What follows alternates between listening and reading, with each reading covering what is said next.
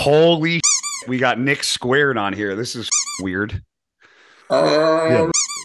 Yeah, you were actually so we put a post up about who we wanted as our first guest. You weren't even in, like, I didn't include you. I didn't see myself on there either, so it Well, doesn't you matter. weren't because I included you. I included you. yeah, Nick on the last podcast, we ended it. We were talking about who we were gonna have on after, and he's like, let's have Trigili on. And I was like, Trigili? He's like, yeah. I'm like, seriously? Did you have anyone on yet? You No, are you're the first numero one. uno. Oh, I really am the first one. You are Oh, the I first thought fucking we were one having, because like Seth on or somebody on. no, because we Yeah, haven't had go to. on. Oh, you guys are People, just that good at podcasting. I forgot. well, people think Nick doesn't talk a lot, but he does. We figured if you came on first, we would get a lot of views. That's true. That's Yeah, true. we're just You have to clickbait it. You have to we're just clickbait it, though. clickbaiting people like you do. Just say I was on. We're gonna kick you off right after a minute and then just put you in the fucking thumbnail and be like, we have out. to do a nice little clickbait for those videos. Oh yeah. So Well, Trigili, I appreciate it. yeah. So you're the first one on Mutant in the Mouth, mine and Nick's podcast, bro. How does it feel to be numero uno when you I feel especially special. have your own podcast?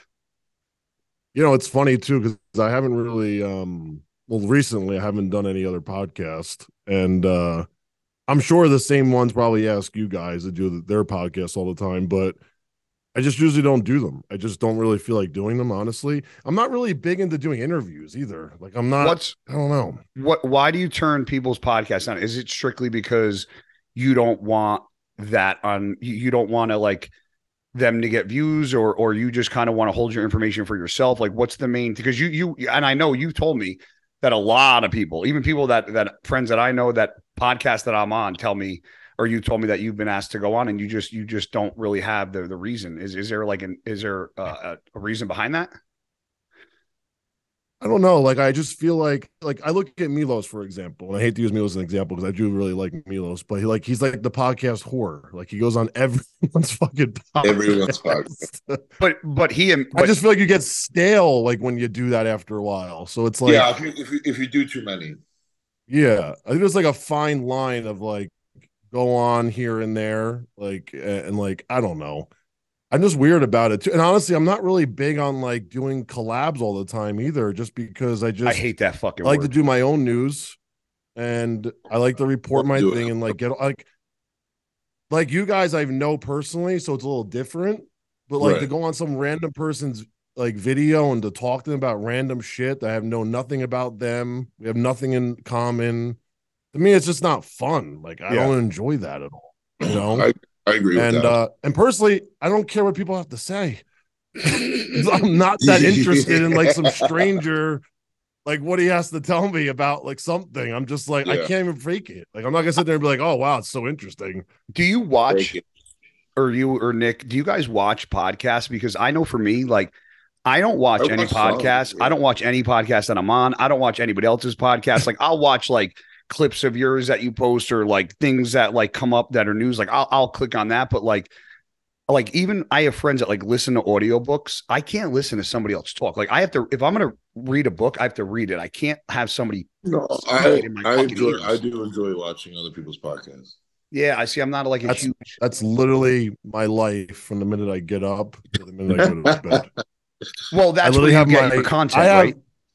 4 sets of AirPods because they die so fast. I literally just put them in and I just listen all day. That's literally all I do.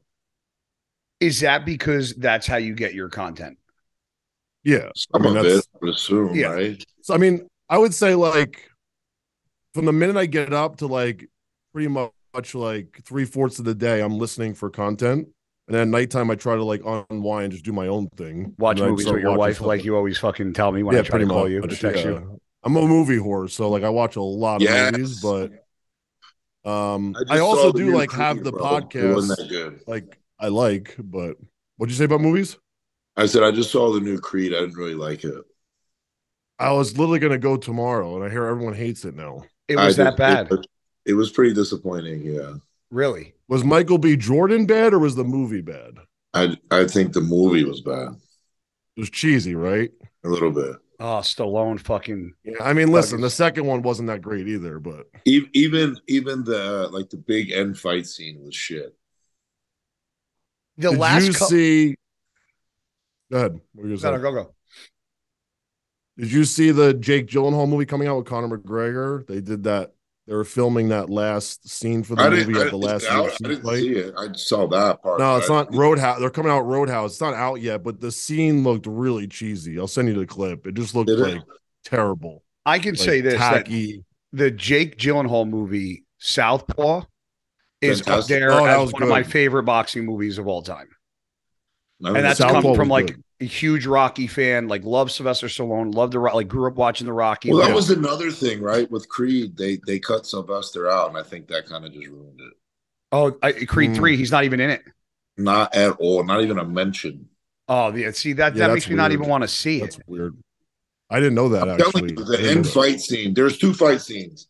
There's one where, like, the friend beats up one of the guys. That fight scene was better than the fight scene with Michael B. Jordan. That sucks. Oh, wow. Yeah, like the big fight scene was just kind of corny. Because I like him as an actor too. I think he's a decent actor. He was good in it, but overall the movie was kind of just disappointing. The previews looked cheesy. I was like, uh-oh, I think they fucked up on this one. And that's sad too, because even after Rocky 5 and then like Rocky and then like Balboa came out and like all those other ones, like I thought they were all very well put together. All the Rockies, I like all those. Yeah. I liked the first Creed. I thought that was good. Great movie. The first Creed, that thing moved me almost. Yeah. I remember when that first came out, I was like, holy shit, that was good. The second one wasn't terrible, but nothing. I did like the second one. I thought that the concept was cool. Yeah. The first one set the bar so high, though. It was like, there was no way they're going to fucking match that. A lot of movies do that. That's why they say that the second one's never as good as the first, because the first one always sets the bar. Sequels are never as good as the originals. So, well, speaking of Hangover is like the only one I like. That was like all 3 were like amazing. All 3 were good, yeah. But still, even with that, the first one was the best. Yes. Yeah, you're right. Hangover was good because they stuck to the same storyline every time. And that's what made it so ridiculously funny, that it was like you could kind of assume what was going to happen, but you weren't sure because of the first and second one, you know? Hangover's movies are great. Yeah, they were good. Speaking of sequels, Nick, this is where I wanted to talk to you about. So, and I'll be the first. Nick Trigili. Well, okay. I know me and you talk enough. If I'm going to say Nick, so who am I? What do you want? You're Mutant on this one. Okay, he's Big Nick. I'm Little Nick. Yeah, you're big for this podcast. You want me to call you Big Nick or Mutant? Call me Big Nick. Call me Big Nick. It sounds like that Nick is small as shit now. So call me Big Nick. So I will say this. I knew Nick Trigili, the bodybuilder. I knew Nick Trigili, the original podcaster. And then I know the Nick Trigili of now. So, and this is why this is going to be different, is because Nick Trigili, the bodybuilder, was the bodybuilder. Nick Trigili. Now, this is where I'm going to say something that might hurt your feelings. Early on in your podcast career, when people talked about bodybuilders or this and that, or people that bash the industry, I would always say this, and it was directed towards you and a few other people, but I was always like, it bothers me that people that turned pro that never really competed or never did well or just retired shortly after. I was like, it puts a bad taste in my mouth when those guys start podcasts and they bash the industry, because that's what it seemed to me in the beginning with your podcast. It was just like bashing and just like tearing down the industry. Nick went hard on people. He went very hard on people. Now, as time went on, 100%. Your relationships with people changed. You went hard on me once, and it wasn't on a podcast. I mean, you had back and forth and bickered. It was at the I beat the shit out of you. Why don't you tell everyone the truth? I did. Do me a favor. Somebody send me that video, because that'll be a fucking video for the ages, because that's a video that doesn't exist. But what I'm saying is that you seem to like evolve, and it went from like people really hating you to now the people that used to talk negatively about you, and I was one of them, you seem to like befriended them. And I consider you like me and you are pretty tight. Like we talk pretty often. And like so you agreed with me. So how did that change, or why did it change? Or did you realize something? Because I think you do a phenomenal job now I obviously didn't pay attention to a lot of stuff back then because a lot of the stuff back then just seemed like it was very degrading. Now that's my view. You could say that's totally not what it was, but from the outside looking in, and now I'm like, man, like where he is now with his podcast and where he was is very two totally different places. Agreed. It was all part of the plan. Yeah, bullshit. You're not that fucking smart. Let's fucking be real. I swear to God, I literally said to my wife like 2 days ago, I was like, I think I got bringing the heel back out. I think I bring the heel back out a little bit. I'm like, I'm being too soft to people lately. So, but no, in the beginning, no, but seriously, in the beginning, I knew I had to come out with something a little bit different and just to fill the gaps.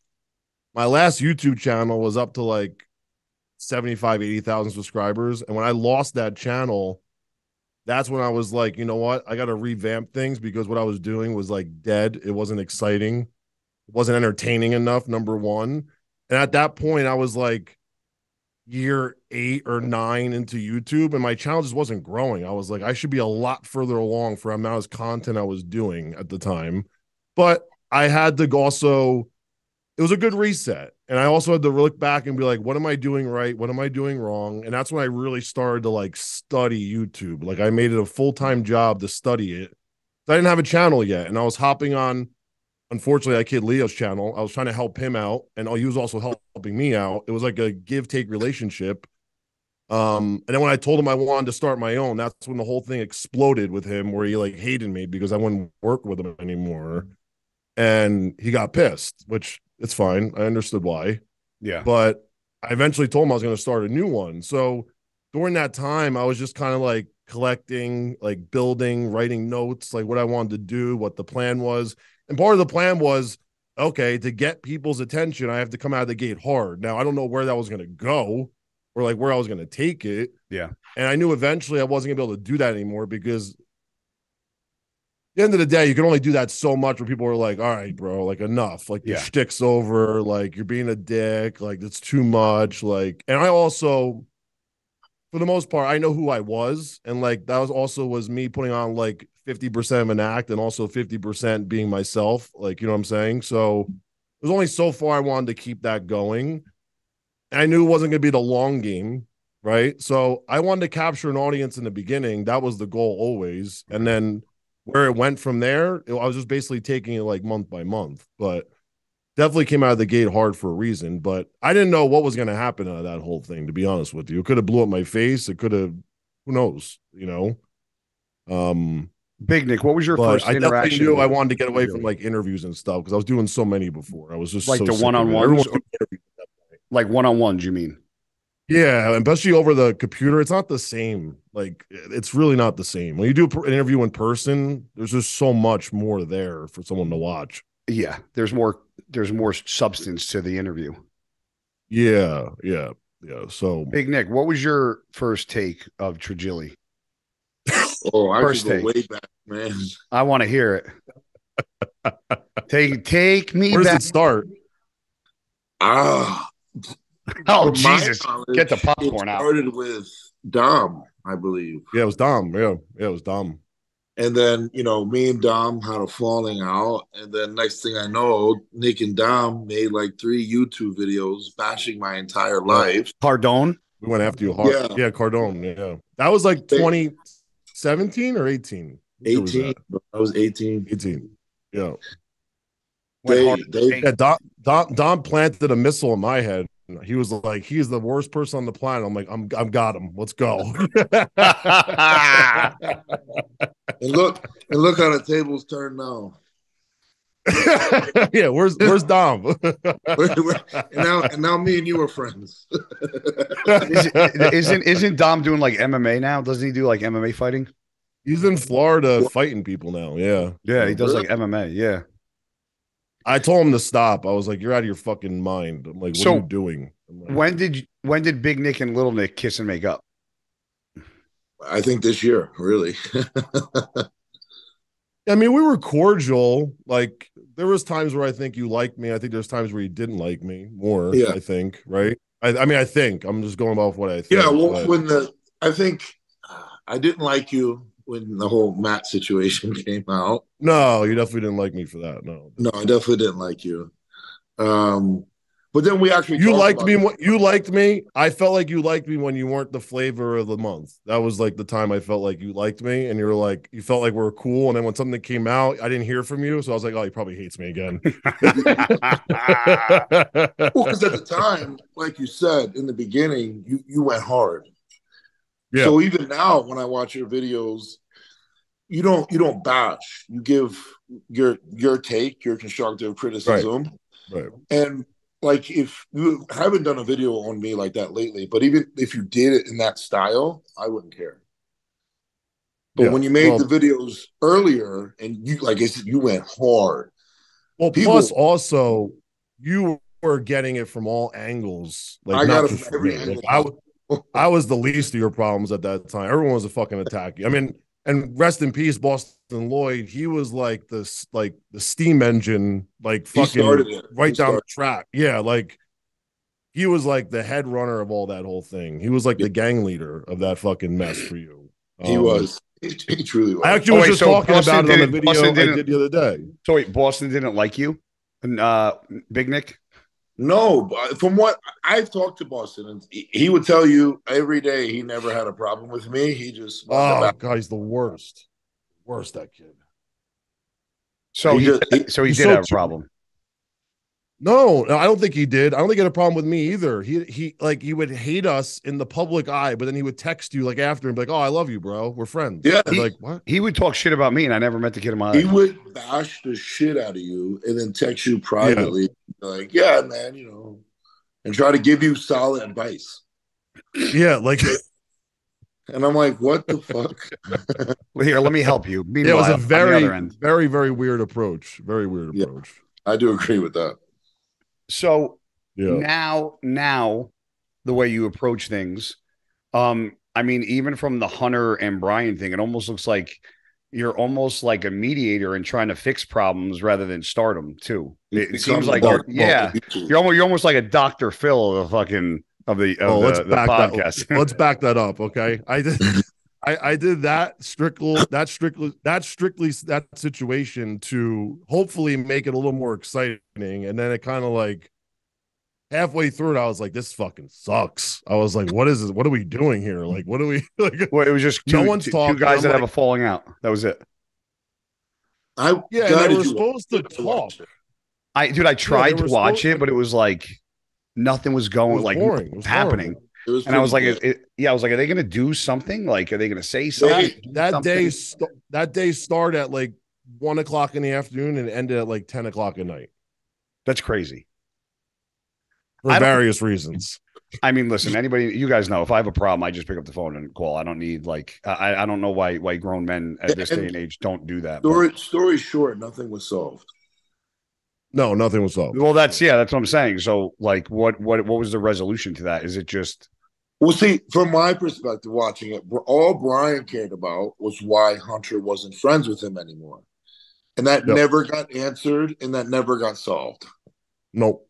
Yeah, I saw the part that Hunter said, like, I want you to eat, just not at my table. Yeah, that was rough. Yeah, I mean, but when you don't put a reason behind it, but I mean, listen, at the end of the day, that's for Brian and Hunter. And if there's something that happened underneath the surface that they don't want to talk about, then just to connect the dots on all that, when that whole split up happened, I'm sure you guys probably heard something as well. I'm not going to even bring that up right now, but whenever it happened, I was trying to bring them together then, and there was no way that was going to happen. And then months later, Brian, I believe, reached out to Hunter or vice versa. Someone said something to somebody, and it just died. And then I was like, finally, I'm like, Brian, just come on and do a little interview real quick and talk about Patrick Moore. And I put a post up about it, and that's when the whole thing started with Hunter. It was never supposed to be all this Hunter-Brian controversy. It was basically just for Brian to talk about Pat Moore. But then that turned into like a lot bigger because Hunter saw me post about it and was like, "Oh, you're going to come talk about me? I need to be on." So now I was like, I'm not going to let Hunter on. So then over the weekend, I was like, I'm going to let him on. I'm going to like sit and wait a couple of days first before I tell him. Yeah. So then Monday I came on Instagram. I was like, all right, you can come on now. So that's fucking hilarious. When he came on. And then I thought possibly they were going to talk more and like talk about the situation, what they went through, why it happened. And no one wanted to talk once they got on. Yeah, that's kind of the parts that I saw. That there was nothing really being talked about. There was probably almost 2 hours of them not talking, and I had to cut it all down to like what you guys saw. Basically, that's crazy. It was very weird. It was very weird. But so, Brian's very hurt over the whole situation. Very obviously so.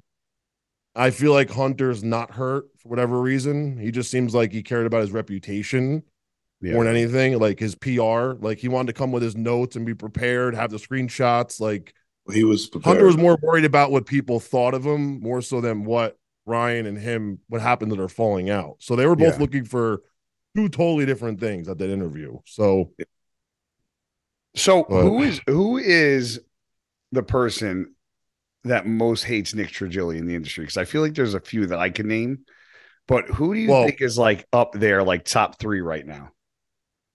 Who will admit it or who will admit it? I know. All right, how about this? Let's do the top 3. Are we saying names? Well, let's say the top 3 that wouldn't admit it and the top 3 that wouldn't admit it, because I don't have a clue. All right, do go. I have no clue. Oh, I would say Jay Cutler, Sonny. I would say Sonny, Hunter, and somebody else. No, I don't think Hunter hates me. Actually, I don't think he hates me. He probably doesn't like me, but I don't think he hates me. Oh, okay. Then I'm I think Fuad doesn't like me. I think Fuad pretends to like me and not like me. There's like 50-50 Fuad. He's like in the middle somewhere. Jay Cutler probably definitely doesn't like me. It probably eats him alive to say my name once in a while. And I mean, Sonny Andrews definitely does not like me now, but I don't know why. I mean, she literally shot herself in the foot with that whole situation. With the I never even spoke to the goddamn girl. All I saw was the post she made about her license not being active. That's literally all as far as I saw. I can't watch it. I'll explain that after if you want me to explain it. But those are the 3 I can think of that like. I mean, Ben probably doesn't like me now, probably because of the whole Hunter thing. Yeah. I talked to Ben Jay. Used to like me. I talked to Cutler on the way home from the gym tonight and told him you were coming on. He's like, "Oh, that's good." He's like, "That's good that'll be good for you guys." I think he probably. So this is the thing too. I don't know if Jay Cutler would ever watch you guys' podcast anyway, but I'm just kidding. Love you, Jay. When I first did an interview on his training, when I reached out to his team, whoever I spoke to, I asked him about that whole training program that he was doing. Because I even said to the guy who I was talking to, which I have no idea to this day who it is, I was like, "Are you sure Jay Cutler's doing this coaching?" I'm like, "There's no way he's doing all this coaching." I'm like, "That doesn't even seem normal." And then after the fact, when Jay defended himself, he said he had a team. So I was like, well, if they just said that, I would never even cared about all these people blowing my spot up about like, you got to talk about Jay Cutler, sending me this cookie cutter diet, So there's like one thing you sign up with a team. That's a different story. That's understandable.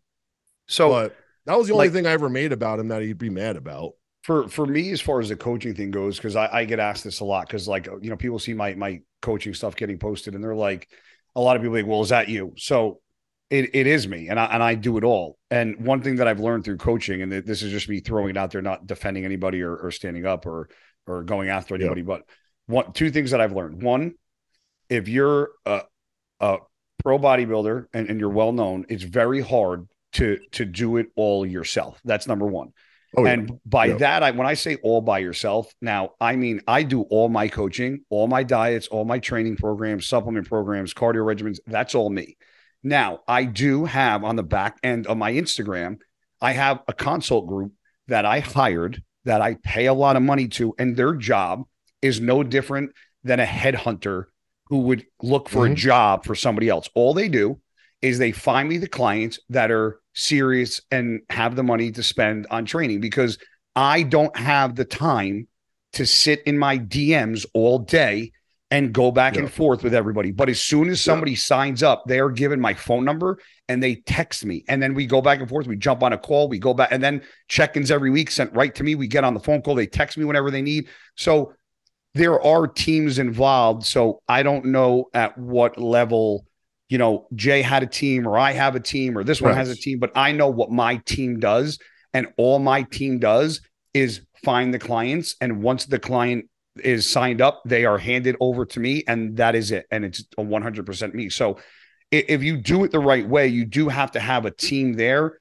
And the second part of that is one thing that I did learn very early on is I used to say the same thing as you, is that everybody gets a cookie cutter diet. Like this guy's a cookie cutter, this guy's a cookie cutter. And then when I actually stepped back and did full, coaching full time, which, I do now. Yeah. When I say it's not my full-time job, but I do it every day. Right. Yeah. A lot of the people have very similar diets because a lot of people everybody's gonna eat chicken, rice, steak, potatoes, eggs, cream of rice. So the drastic really difference in the diet for most clients is the amount. Exactly. Yeah. And the timing, because some people train in the morning on an empty stomach. Some people train at night. Some people train midday. So I do see a lot of similarities in a lot of the diets, and if you compared a lot of the diets, people be like, oh, this is almost the same thing. Well, and a lot of people that just start out dieting, if they're not a bodybuilder, which most of the people that I help are really not bodybuilders. I have like 10-1 on lifestyle versus bodybuilding. Not that many. Yeah. And you have it's funny. It's funny you brought that up though, because you know how many DMs I get a day of people like, Cisternino's trying to scam people. It's not. It's all me. Guys, it's a fucking marketing and lead generation company. That's exactly what it is. And they're collecting leads for them. Like, that's all. Like, go if you message them. If it's Guy, I think you're okay. Like, it's fine. They collect your money. And there's even an app where people have questioned and been like, "Oh, I need proof that this is you." And the group will message me on an app that we have, and they'll be like, "Hey, can you go message this person?" They don't believe that, they think that. So I'll get on and I'll send them a video. I'll send them a voice note. I'm like, "Hey, bro, it's me. This is my ridiculous." So no, but you know what? There's two parts of ridiculous. One are the people that think I don't have any access to my Instagram and I just let it get taken over. Meanwhile, I'm posting stories all day. The second part of it is every person that signs up, they give their credit card information and pay these guys before they even fucking get my number. So it's great. So they obviously are doing their job if people are trusting them like that. But I get where that could rub people the wrong way. And I understand it. But at the same time, is that I'm one guy. And if you want me doing your diet, then you have to go through them to get to me, because that's the only way it makes sense. I don't know why people can't understand that coaching is a business like anything else. You have employees, you have people that help you. Like, there's no way anyone could run your business, but run their business, a successful business, by yourself if it's a growing business. So it's no different than anything else, Just like how Nick has coaches and trainers and physical therapists, all these people helping him get to his end goal of being the best bodybuilder. Exactly. You can't do it by yourself. Yeah, but it's not. But at the end of the day, it's him on stage that's presenting the package, and that's him that put in the work, him that listened to those people, him that drove to those people to get the work done, him that went to the grocery store, picked up the food, or ordered from Mega Fit Meals, or whatever. It's Nick. You could have people that dictate, like your cheerleaders on the sideline that are cheering for you and wanting you to do good. But at the end of the day, Nick could have 50 fucking cheerleaders on the sideline. If Nick's not performing on the field, then it's on Nick. Yeah. And same thing. If like my client isn't performing, that's on me. That's me. That's not on like if the client signing up to get in shape and they're not getting in shape. It's either I can't figure it out or they're cheating on their diet. And most of the time, 99%, it's they're cheating on their diet. Cheating. Yeah, luckily Nick doesn't have a coach like George Farah claiming that he did all the work for him. So wait, George said that about who? Yeah. No, not Nick. And I'm saying he does that all the time. He tried to say that he helped me win my fucking pro card too. We almost got in a fist fight backstage that year. Did he? No, at the USA's. Oh, bro, it was a disaster. Stop fucking it. Disaster. Ask Fakri about that story, because Fakri was coaching me. Fakri was in the second row with George, almost knocked him out. Fakri almost knocked George out too. Because George came backstage to take a photo with me with my trophy at USA's.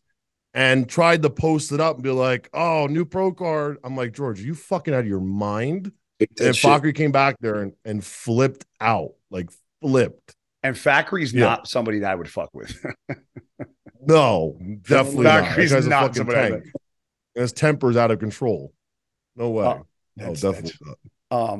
Yeah, that was a good story that year. And I'm gonna let Nick ask you a couple questions. But you brought it up, so I'm gonna ask you. And I've heard you talk about it a lot. And I want you to just get a little more in depth than you normally did, because I think it's important for people to understand the why. Because I think you're honest when you say it. And I think a lot of people think you're full of shit. And I did it first too. But then when I actually stepped back and listened and understood what you were saying, I'm like, no, I actually believe them. People don't believe that you turn pro and you just want it to be done. Nobody believes that you turned pro and the goal was, I just want to be done. And I've heard go ahead, what you saying? I've heard you like stand your ground on that. I mean, you were like, I never wanted to compete as a pro. I just wanted to win my pro card. Now, for me, sitting in a seat where I earned my pro card, I could never. Now, if there wasn't a 212 class or wasn't a class for me to fit in because I'm a shorter guy, not as big, maybe I'd be like a Jose Raymond who won his pro card and never competed and turned it down. Yeah, he won it like 6 or 7 times. But there was a class for you. And I don't think people realize back in the day how fucking big you were. Like you were from Jersey. Like I was probably around you and saw you more than 99% of people in your bodybuilding career because we trained at very similar gyms. Bodyworks Hardcore. You were trained in Gold Gym and the shows. And the shows, Steve shows, Mazzy shows, all those, even the shows in PA, Pittsburgh, gyms, Gary's. I was at every fucking show just like you were. You were with BSN, I think, at the time. Yeah. So how did the mindset go from like being an amateur, like top of the fucking world, like living life, like, just turned pro, sponsorships, you were with, I think, Muscle Meds or MHP, like, where did the 180 come from? Hold on, before you answer, I always said, even when I was younger and you were still competing, it could have been fighting for the Olympia title at one point. Well, that's a big fucking compliment. Nick, you were taller, right? So you had the size. You weren't small. Even when you were on stage, I remember seeing you at USA's. You had the size. He was aesthetically pleasing. You were aesthetic. You had a small waist, and if you would have just kept improving, you would have been a fucking force, bro. Nick liked it. My fucking drug problems and club problems were the problem. I think the problem was I literally started bodybuilding way too freaking early, hardcore. And I started juicing at 15 and I started competing at 15. My God, really? Yeah. And I'm not talking like I took D-ball and went off. Like I went on at 15. I have never been off steroids since. How old are you? 35. So I'm 40. I didn't start till like college. So to be honest with you, I didn't even know what steroids were in fucking high school. I thought taking androstenedione was like fucking borderline nuts. I took Winstrol for track. I wanted to come faster, and that's where my addiction started with steroids. But did that help? Because the guy I can name 2 guys, and I won't, that I played football with that only took Winnie because they swore that the Winnie made him like Usain Bolt, and I'm like, no, it doesn't. Like, it doesn't make you faster. It ruined my track and field scholarship because I got heavier. I put on so much muscle from it, and I couldn't do long jump anymore because I did the decathlon in high school. I couldn't jump anymore. I couldn't pole vault anymore. I couldn't do hurdles anymore because my legs were just like swelling up from doing like sprints and all the fucking exercise. And I was like, this is bad. Like, So then that year, luckily, I got blessed by getting kicked out of high school the same year I started steroids. Did you really? I like how God. Wait, why did you? Yeah, I got blessed. Yeah, it was a blessing in disguise. How did you how and why and where did you get kicked out of high school? Why don't I know this stuff about you? This is great. This is so embarrassing. This is fucking great. No, I think I told it a long time on my old YouTube channel, but I never talked about it again. Well, somebody besides you are going to make a video about this, so I can't wait. So I was in Catholic school. I was at St. Rose in Belmar. Okay. And it was sophomore year. And I was on the varsity basketball team. I had like scholarships for track and field. I was a sophomore. And my 3 best friends, like the 4 of us played all sports together. And we hated this one teacher really bad, like really bad. She was an evil, every word you can imagine. And she didn't like us because her son was on all these teams, but he didn't play. And we'd pick on him. I was a big bully in high school. Probably you guys can understand why. You're a fucking podcast bully. But I had no right to be a bully. I was 5'6" as a sophomore, like 120 pounds, dude. I was like this little runt. Like I was nothing. That's what I am now. So that year we had issues with this teacher, and she eventually just pushed us all over the fucking. She pushed us way too far. So we followed her home one night and we figured out. Oh my God. I know the story is so embarrassing. Sure, go ahead. And I realized I realized she lived like really close to my parents, like where I lived, right? She was like pretty much walking distance. So 6 months go by. I think it's like the end of sophomore year now, a little before the summer. And we steal my parents' car, me and my 3 friends. Okay. We don't have no one has a driver's license. And we wait till my parents fall asleep. We had a sleepover. We take the car and we drive it to her house. Now, mind you, we had no plan. Okay. We had 0 plan, but we took like my paintball guns. We took like, and just so you guys know, this was before the Ring doorbells. So Nick had a very easy way to get out of this because this was before all the technology. Wait till you hear how stupid we were. Okay. So we bring all these like they're alleged weapons in the cop's eyes. Okay. So we had like hammers, we had like eggs, we were gonna egg her house, we had like things to break into the house, right? We were all dressed in like random weird shit. Like I think I had like hockey gear on. My friend had like a mask on, like a ski mask, like from like the movie like Jason, like one of those fucking like we're all dressed up like idiots, okay?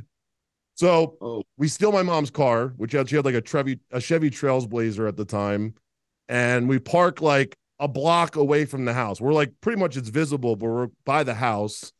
But she found out through us opening our big mouths in high school that we were gonna like do this to her house.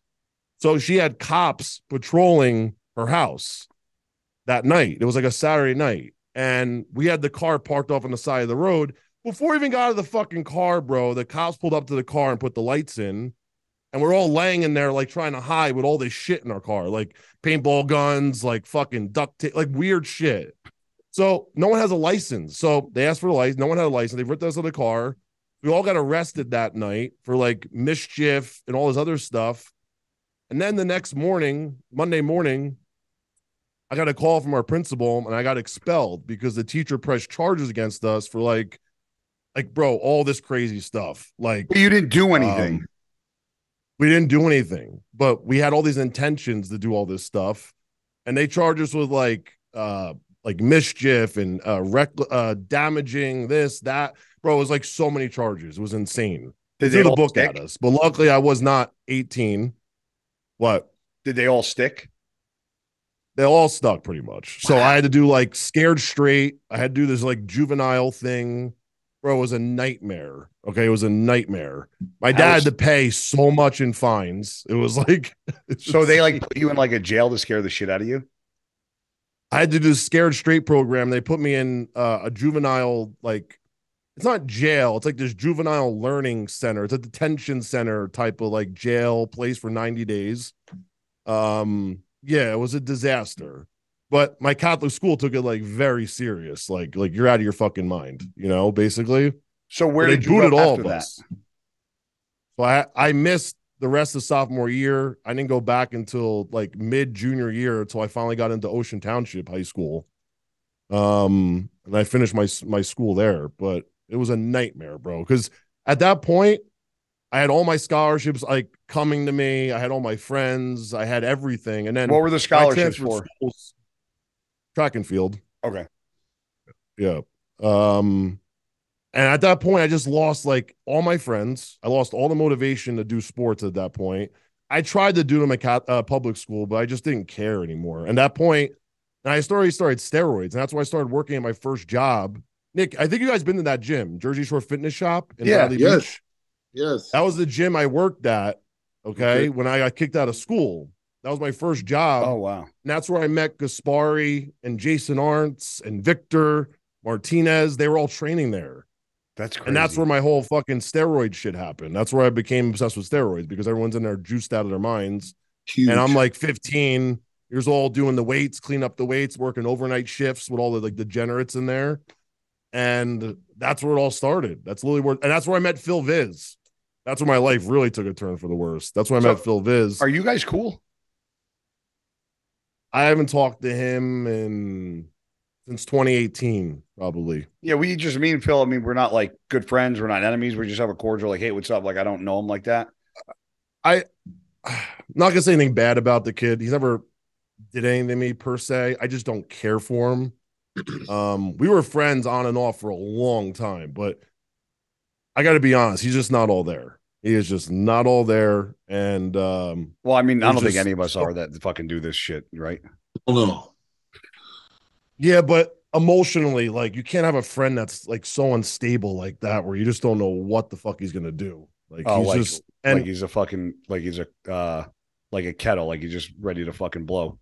Right. And like anyone I would bring around him gets bad vibrations from him. Like they're like, oh, I don't like that guy. Like he rubbed me the wrong way. Like I never brought someone by him like, I love that guy. Yeah. Oh man, I want to hang out with that guy again.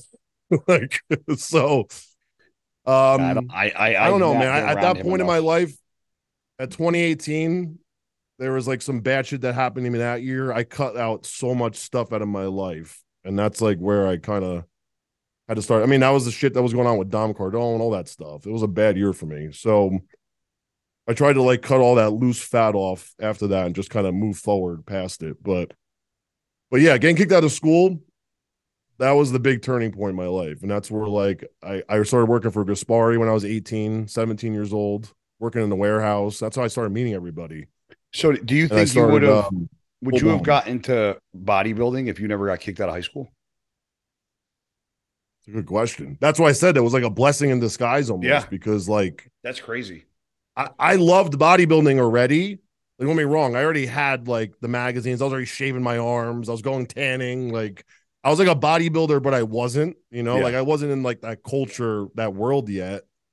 But I loved everything about like lifting weights and everything and like eating healthy. I was already on that kick, like already at that age too. Now, mind you, like muscle magazines were weird to carry around, and like I had them on my desk every day in school, and people were like, "What the fuck are you looking at?" Yep. You know what I mean?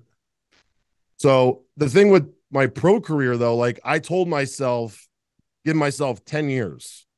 I'm gonna go like balls to the wall. So like at 25 years old, I pretty much turned pro. 26, somewhere around there. I was like I think it might have been the year after, somewhere around there. At that point, I was so burnt out from everything to do with bodybuilding. I don't know. I just kind of like didn't feel like I had any more gas in the tank. And me and Nick have spoken about this privately. And I told them like, I rushed the decision of retiring. I think if I gave myself a year off, even a year and a half off, and just like unwinded, let myself like center myself, like what I need to do with my life, my personal life. Because when I was bodybuilding, as much as people think I had my shit together, I was the furthest thing from having my shit together. Like I was just literally running in a straight line as fast as I can forever to get to the end goal. Now, even though I still had a life outside of bodybuilding, because I still went out and did stuff. Like I wasn't like Nick. I didn't sit home. I was still doing whatever the hell I wanted, but I would bring my food everywhere, no matter what I did. Like I was loyal to bodybuilding, but I just couldn't sit home. I was living by myself too, since I was like 16, 17 years old, pretty much. And being alone every day when you're a young kid, you get bored very quickly and you get into bad shit. Yep. And then you start having the worst friends around you because they're losers too. And they're sitting around the house with you every day. And then you just get involved in bad shit. And I didn't have like a full-time job until I was like 19, 20, when I like fully went into the car business and I started selling cars. But before that, I was doing anything like personal training, working at the gym. Like, I don't know, probably 100 jobs before I was 20, Do you think, because, and it's hard to ask Nick because he's been involved in this since the social media era. Do you think the trajectory of your career would have been different and your decisions would have been different if social media was around? Because early on in our career, at least for me, I didn't have social media until 2012.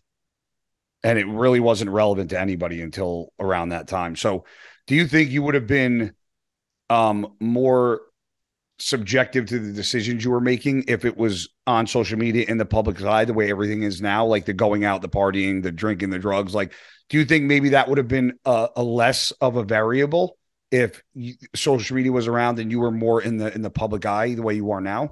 Or you don't think that would have mattered because back then you were just like, I want to do what I want to do? Because I think like for somebody like Nick, right?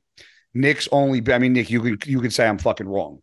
Somebody like Nick, who's been around since social media, he doesn't know the difference. Like he doesn't know what it's like to the body. Yeah. And so he doesn't know what it's like to just be in the magazines and only be recognized by X amount of people because they follow bodybuilding. People don't realize Go ahead. When I first got on the scene, I wasn't anyone special yet. So, and that's when I think YouTube and IG was just starting taking off, technically. So I didn't really, my career really didn't start officially until IG and YouTube were really, really big. So I don't know anything about bodybuilders before social media. Well, I can say this about Nick, and Nick might not say it, but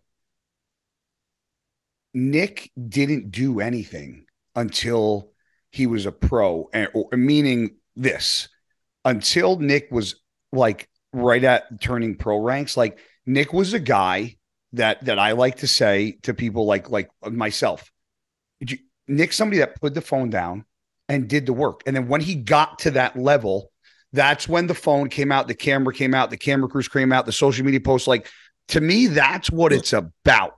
Like, that's where my respect for somebody goes from here to here, because Nick put his energy and his focus into training, diet, cardio, and that was fucking all he did. He didn't give a fuck about the likes, the social media. And he was like, when I get there, then I'll do that.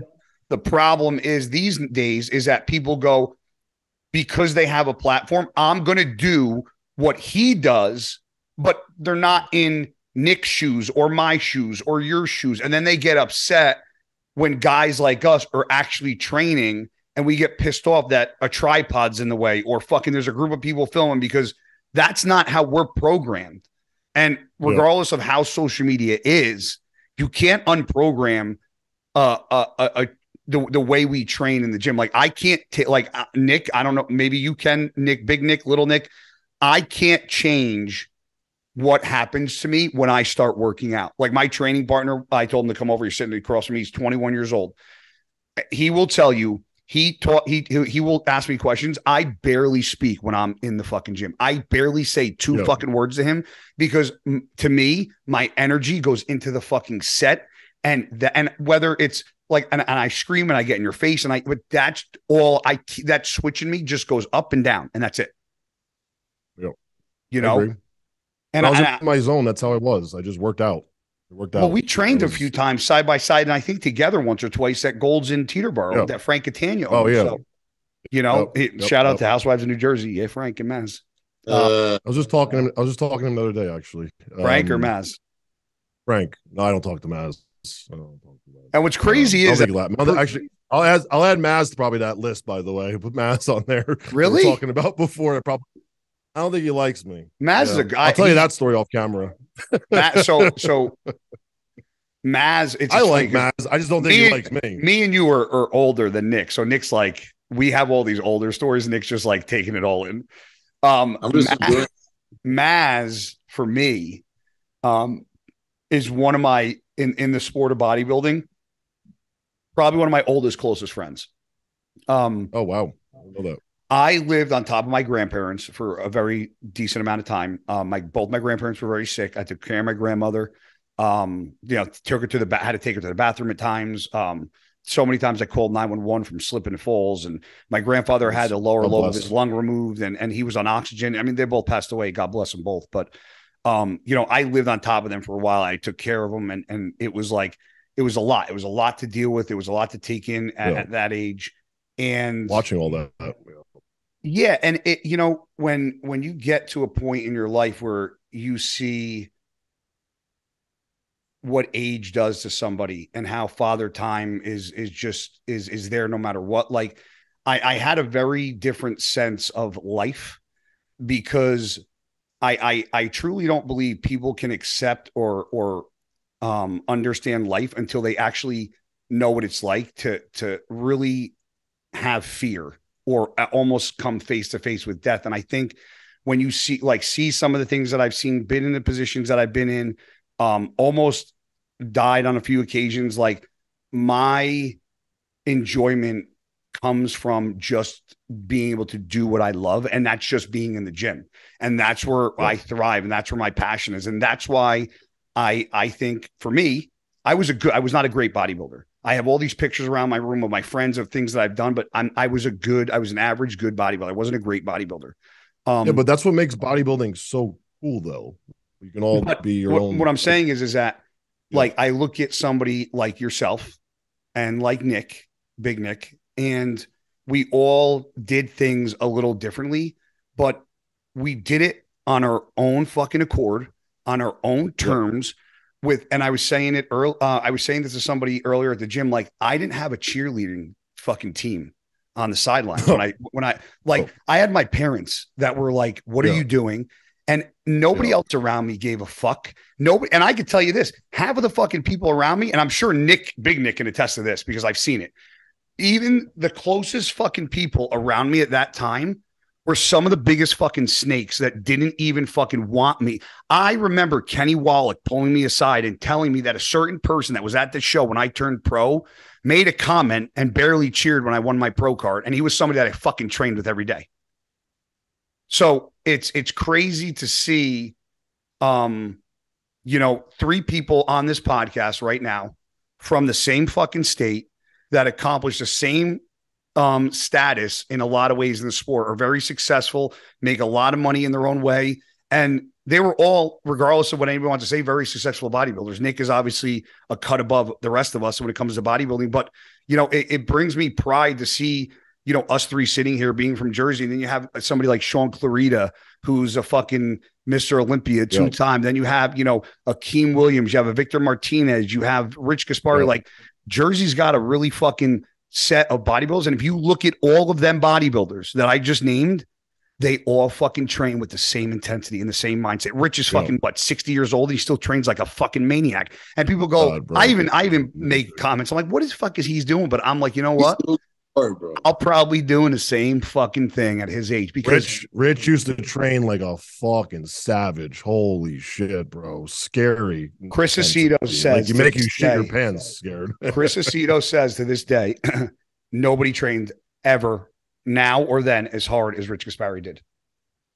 It wasn't heavy or anything. It was just intense, man. Like that guy left it all on the table every workout. Like just for his like bicep and tricep workout, it was like balls to the wall. Like, well, you worked out with a lot of people. So who, you guys being you, and I think I know who you're going to say. Nick, I don't know who you're going to say. Like as far as whether it's intense or strength or just impressiveness, who is like some of the top bodybuilders that you guys train with that you're like, that motherfucker can train like an animal? I think somebody that's pushed you guys to like the absolute brink of limit. I think the strongest one I trained with was Ian. Yeah. Ian's very strong. Ian, I just saw Ian deadlift the other day, by the way. I just saw crazy. Ripping like seven plates off the floor again. Crazy. We did chest together. So at the time when we did it, we were both able to like incline barbell press 5 plates aside. So we wanted to do a video of who can get the most. And he beat me. He got 5 or 6, and I got 4. But that he's fucking strong, boy. Yeah, Ian's got stupid strength. He's got that scary strength. What also, like you're saying about before about me quitting, I was just thinking about it. Not quitting, but not wanting to push on. At that point, too, dude, like I burned out all my receptors 100% because I would take cycles and nothing would happen. Like literally nothing would happen. It was the scariest and craziest eye-opening experience when you do a whole cycle and nothing happens. Like, I mean, like, and I know my gear was real, trust me, because I was selling steroids like a maniac. So I know it was real. And I was taking real stuff, trust me. It's just my body was just burnt out. And I was like, and I had to do my pro show because of my contract with Muscle Meds. The only reason I did that pro show. I remember you saying that in one of your interviews. I tore my pec the first day of prep for that show. So I had to go through a whole prep for 12 weeks with a torn pec, couldn't train my chest. And it was just a horrible experience. It wasn't a full tear. No, it was just fascia, but it's still there today. I mean, it wasn't tendon, thank God. But I remember that show. You look good, though. That was AC. I was there. I ended up looking good. Was that the one that Cedric and Branch were in? Branch got first, Cedric got second. I was there. I was backstage. Phoenix City show. Yeah, you're backstage. Yeah, it was AC. Yeah, I was there. Yeah, Cardone was backstage. There was a bunch of people back there at the time. That was actually a fun show. It was actually a good time. Yeah, I think they only had that 1 year. Yeah, it was that 1 year they had it. Yeah. And so after that, it was just like, and also I had my herniated disc, which I like fucked up when I was really young, which I'm fixing now. I have three of those. Which was also another issue. Yeah, they're horrible. I don't know how you even do the stuff you do. I have I'd be in L3. excruciating. I have L2, L3, L4, L5, L5, S1, all herniated. Yeah, mine are bad. Mine are dude, bad. That's why we can go back to this later, but that's why I was on those oxys 2 years ago when the doctor gave them to me because I herniated my third disc. I couldn't even walk. And that's where me too. he taking them for 50 popping those like crazy. Yeah, well, that was bad, dude, because I didn't know any better. And I was only taking one. Oh, I knew better. Oh, I knew what I was doing. But the reason why I say I didn't know better is because I was taking the last 4 weeks, I was taking 130 meg oxy a day. One time release 30 meg oxy. One. And 56 days later, I stopped taking them because I got my second epidural and I felt fine.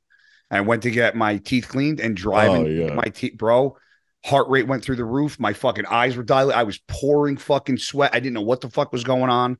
And I called my buddy Paul, who is a recovering addict now, I think almost 10 years. And I'm like, dude, I think, please tell me this is not what's happening. And he goes, do you have any at home? I said, yeah, the doctor gave me another 30. He goes, you can go home and take another pill and try to fucking wean off. He said, or you can go home and get ready for 7 to 10 days of the worst fucking days of your life.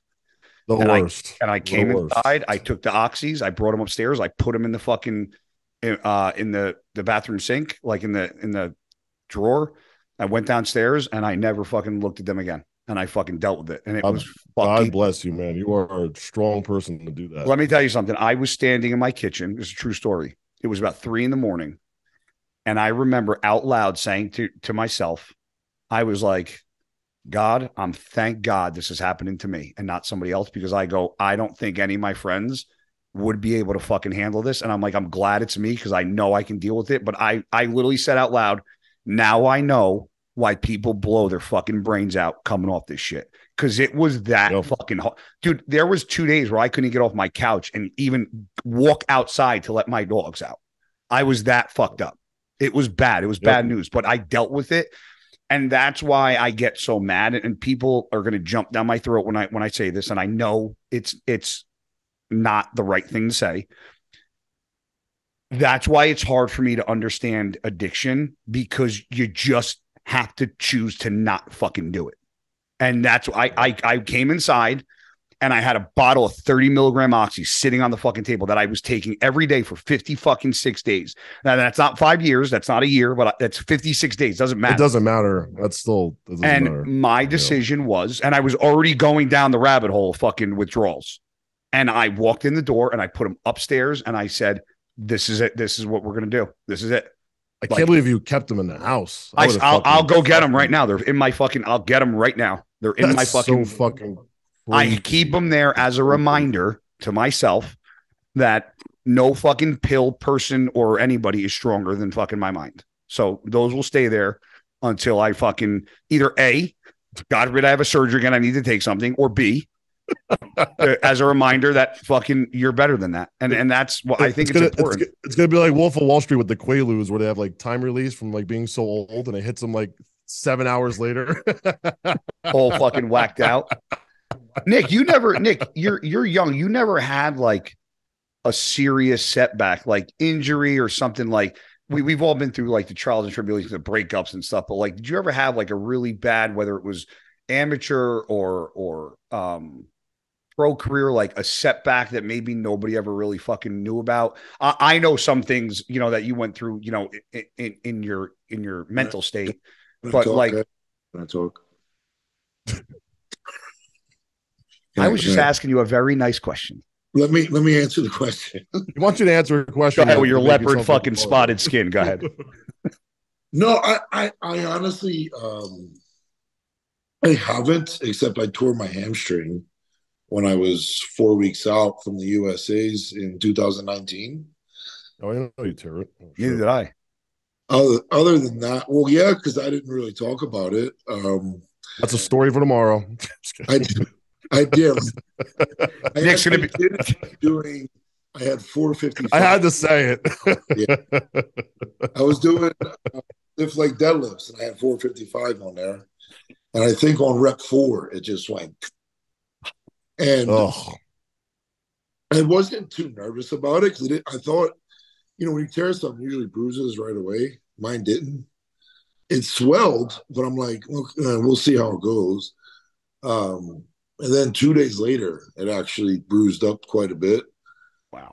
And I remember just, my mom will tell you, I noticed it because I had to take pictures to send to Matt that day. So I'm reviewing it, and I can see like this little fucking dark spot, like where you're like on the back of your leg where that crevice is, kind of. Yep, it's behind your knee. It looks dark, and I'm like, what the fuck? So I go in my back room, and I look at it, and I'm like, oh my god, I tore it. It's fucked. I said, I'm done. It's not the one. It's not the one that you plant in the back, right, on your right leg, right? That one looks gnarly. Oh, that's the one. Wait till, oh god, it's the main one. Nick, so then I was like, oh my god, I'm done. My career is over. I'm done. I texted Matt. I said, we're done. I'm out. I can't do it. Crying my eyes out. My mom's like, will you fucking relax? Like, I'm like, what am I? I'm done. So it was funny. So the next day, I had to train quads. And I'm like, if I can't train these quads, I'm out. I don't give a fuck. I can't do it. And I had probably one of the best quads day of my life. Really? Yeah, but I couldn't do hamstring. Like I literally did not touch hamstrings until maybe like a week out, and I did like light seated leg curls. That's crazy. You never got MRI, never got it looked at? You know, Trigili's going to do a video tomorrow and be like, if you guys tell from the back double bicep here, his hamstring is because if you guys didn't know back in the day. Well, C-Bum tore his hamstring too, right? I think C-Bum tore his a while ago. A couple weeks his ago. Just look like it looks cooler. Yeah, it actually looks better, I think. Fuad has a torn hamstring, and it makes his hamstring look like it's fucking shredded, peeled. I don't understand it because I tore my quad. I look like if you tear a hamstring, that's like the best. That's the best part to tear because it always makes it look better. Yeah, I don't have that luck. I heard people's hamstring actually getting torn and hangs better too from the side. It's like it balls up. Yeah, this pec looks better. This pec looks awesome on my side chest. It's like a big ball. It's just huge. Should see my quad. It looks like fucking. I was going to ask you what's going on with your quad. What happened? I tore it 7 weeks ago. You fucking tore it, but I'm saying, how's it recovering though? Is it all right? I started. So yeah, last week I trained for the legs for the first time, and then tonight was my second week training legs. How was it? Good. Abductors, adductors. We did why you give me a finger because it sucked. We did abductors, adductors, superset, and then we did hamstring curls, 2 sets, high reps of seated. Then we went over and did the horizontal leg press, 2 working sets there. Then we went over to so you're like back then. No, but I'm not. I mean, Chris will tell you we're not going like we're talking vertical. We're talking to the single leg press with 2 plates aside. Like started with 1. Like can you see it? I hate to ask this question. Can you see? Oh, if I showed you now, you'd be like, "Fuck, really?" Yeah, it's here. It's not cute. It's bad or it's not bad. It's bad. I'll show you. Oh, he's gonna show us now, Nick. You might not think it's bad, but for bodybuilding, it's bad. I don't know if you could see. Right. Luckily, I saw it already. Holy shit! See it right here? Wow. Yeah. Oh wow. Holy fuck! And I tore it right here too. The first time, and then the second one's right there. You know, Fuad, you should bust Fuad's balls for that one because he's like, "Oh, it's gonna be fine. It's not even gonna change shape." Didn't he tell you that this one? What happened? Didn't Fuad tell you that it's not even gonna be fine? You're gonna be fine. You're not even gonna notice it. There's no dent there. Yeah, he was like, "Oh, it's fine. You'll be fine." I was like, "Fine." I was like, "You were showing him on camera, bro." I saw him on camera. I was like, "Oh man, that's bad." Well, in his defense, that was the night it happened, and it was very, very swollen. But what's crazy is, and Nick said it. Well, Nick said his bruised a little bit, but this is the second time. So I tore it in December, or I tore it in January, but it was pretty much a year apart from when I tore it with Branch in Houston to where I tore it in my gym. Jesus. I got not 1 ounce of bruising both times, not an ounce of bruising. Huh. And this time my leg's still fucking numb, and that's making me very nervous because the whole outside of my quad is completely numb. Now, when I tore my teardrop, it was swollen too in the middle of my quad. And the doctor's like, it's because of the swelling. The water sits on the nerve, compresses it. You lose feeling as time goes on. It gets better. True. I have complete feeling back in my teardrop of my right quad. Where I tore up near my hip, I don't know why, but the whole like my IT band from my hip all going all the way down to my fucking knee. I have zero feeling in zero. Touch? Nothing? No. You touch it, I don't feel shit. No. And that's been like that for going on 8 weeks now. And I just was at the doctor 2.5, 3 weeks ago to get cleared to train. And he said it might take, he goes, it might be like that for another year. It just sucks. Like whenever I go to touch it or like do it, I don't feel it there. You got a pump? You got a pump in it? Yeah, my fucking legs it blew up tonight. They looked retarded. Well, that's good. That's all that matters then. You can't feel it. Today too. Nick, your legs today look like you put on. Now I know you gained some weight, but is it possible to grow an outer sweep in fucking 3 weeks? Because your outer sweep, I'm not somebody who ever thought you didn't have an outer sweep. I guess that's the difference between flat and full. I was about to say, I'm like, you're giving all the fucking critics ammunition now for saying he was flat. Well, I thought he was. If you take the photos, he was fuller at night. I don't think he was overly flat at prejudging. No, I don't think he was. I just think he was more full at night. That's all. Yeah. So speaking of the Arnold, well, two things. What happened with you? Oh yeah, your commentary. Yeah. What? Like, do we allowed to cover that or no? You just say it didn't happen.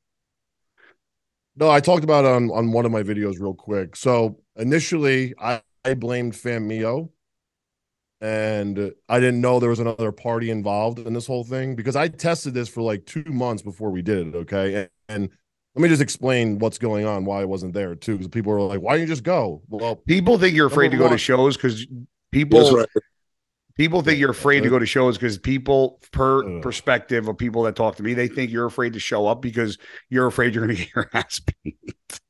Yeah, I know. They think I'm going to get beat up or something. Well, I'll be at the Olympia, so they can fight me there if they want. We'll set up I'll fight you in front of everybody. Yeah, we'll do a whole fucking whatever you want to do. That was a last minute thing that they threw me into, number one. So there wasn't much planning behind it. Right. And I wanted to go, but I'm also trying to fix my stomach right now. And it's not the easiest thing to travel with right now when you like shit your brains out of nowhere. That's still going. I thought you said you had that under like a little bit under control. Listen, it's a lot where I was in December, where I was last year. Oh, it's a fucking night and day difference. That's like crazy. I'm a lot better. At least I'm not in pain all day like before. But I have to like this diet I'm on is not like, oh, just go eat that for today and you'll be fine tomorrow. Like it's a lot more serious now. It's not about like me looking better. It's about like me healing something. So it's a little more serious now. And things have to be just done a proper way or this is not going to get better. I'm just going to keep prolonging the problem. And also, my bowel movements are not the best right now. They're very unpredictable. So it's just a bad case of IBS, right? Well, it's not IBS. It's Candida yeast overgrowth, but it's like severe yeast overgrowth on like the end of the spectrum yeast overgrowth. And so it's look up the side effects of it. It's horrible. Now I had an overgrowth of bacteria in my large intestine when I years ago. And I was on a 6-week course of antibiotics. Is that the same thing? So you had a I think because that Candida rang a bell, resonated with me. I have the intestinal bacteria infection too. It's called I forgot the name of it now. And I have like 4 different types of bacteria overgrowth. So the one that I had, the only way they found it is I had to drink this dye and blow into like the syringe that was attached to a bag every 20 minutes. For 3 hours straight in the doctor's office. And then when you blew it, they would look at it, and depending on the color, they would see how much bacteria is in there that's bad and how far down or up your colon it is or your large intestine. So that's the one that I had. Yeah. So I had H. pylori. That's what started this whole thing for me. I got it in Mexico. That's from water. Well, yeah, it was from shitty ass Mexican water. Yeah.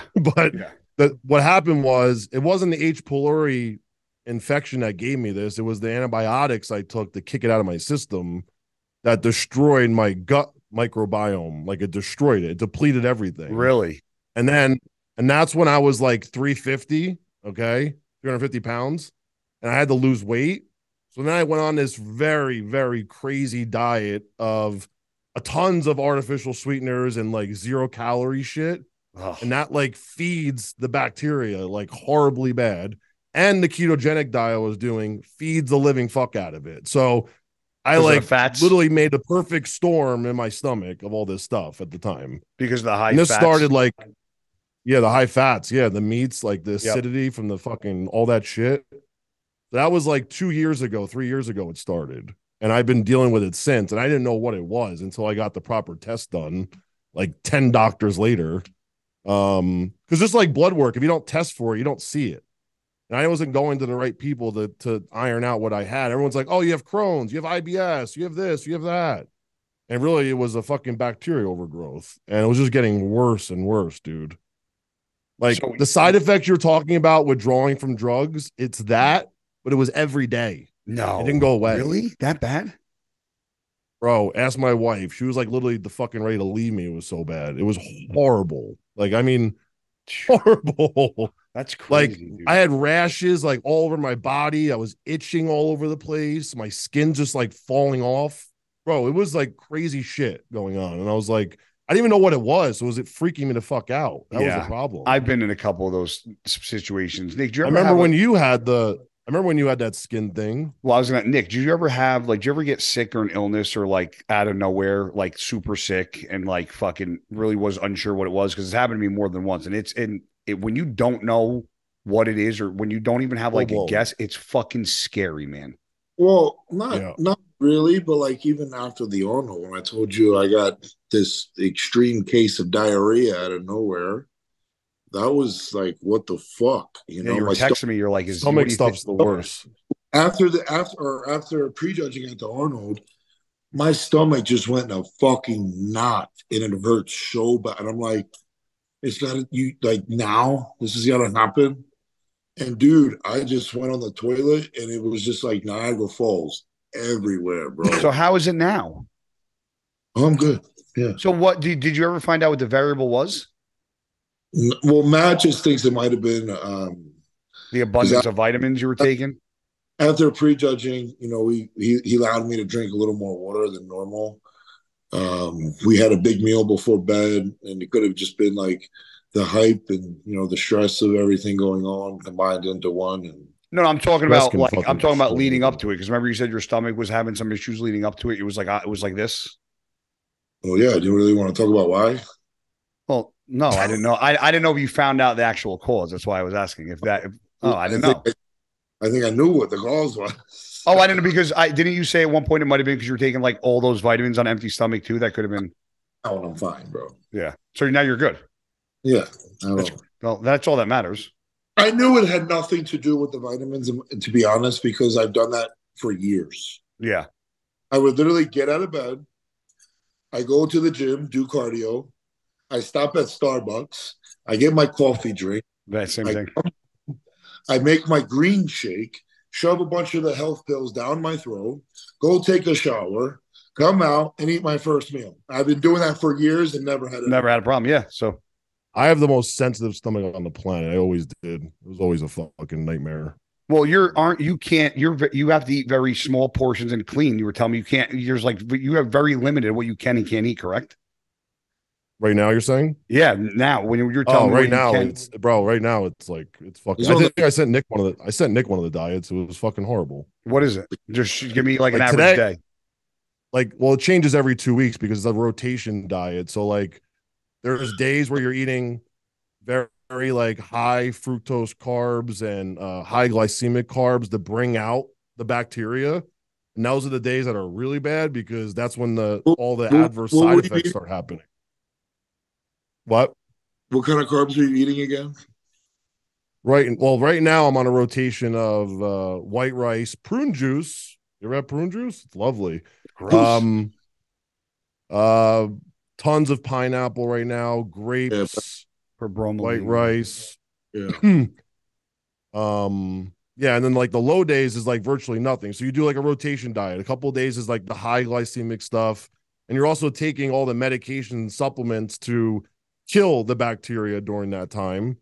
And then on the days that you're eating low food, that you're starving now the bacteria out of your stomach. You're taking vitamins and minerals and medication to heal your stomach lining. So it's like a rotation diet, but the foods have to keep changing though. What? So they want to bring the bacteria out to kill it, so there's less of it. Is that what? Because if you don't bring the bacteria out of your stomach, you can't actually get it out of your stomach, your gut lining. So you have to actually eat the foods that aggravate it, and then take the vitamins and minerals and the fucking medications to kill it when you bring it out. You're almost like tricking it to come out, so when it comes out, you kill it. Correct. And that just like it just takes months to do it all, though, to actually clean out your entire intestinal tract and your gut. So I started this actual proper program in December. She said it could take up to this past December, but I was already trying to fix it since the beginning of last year, 22.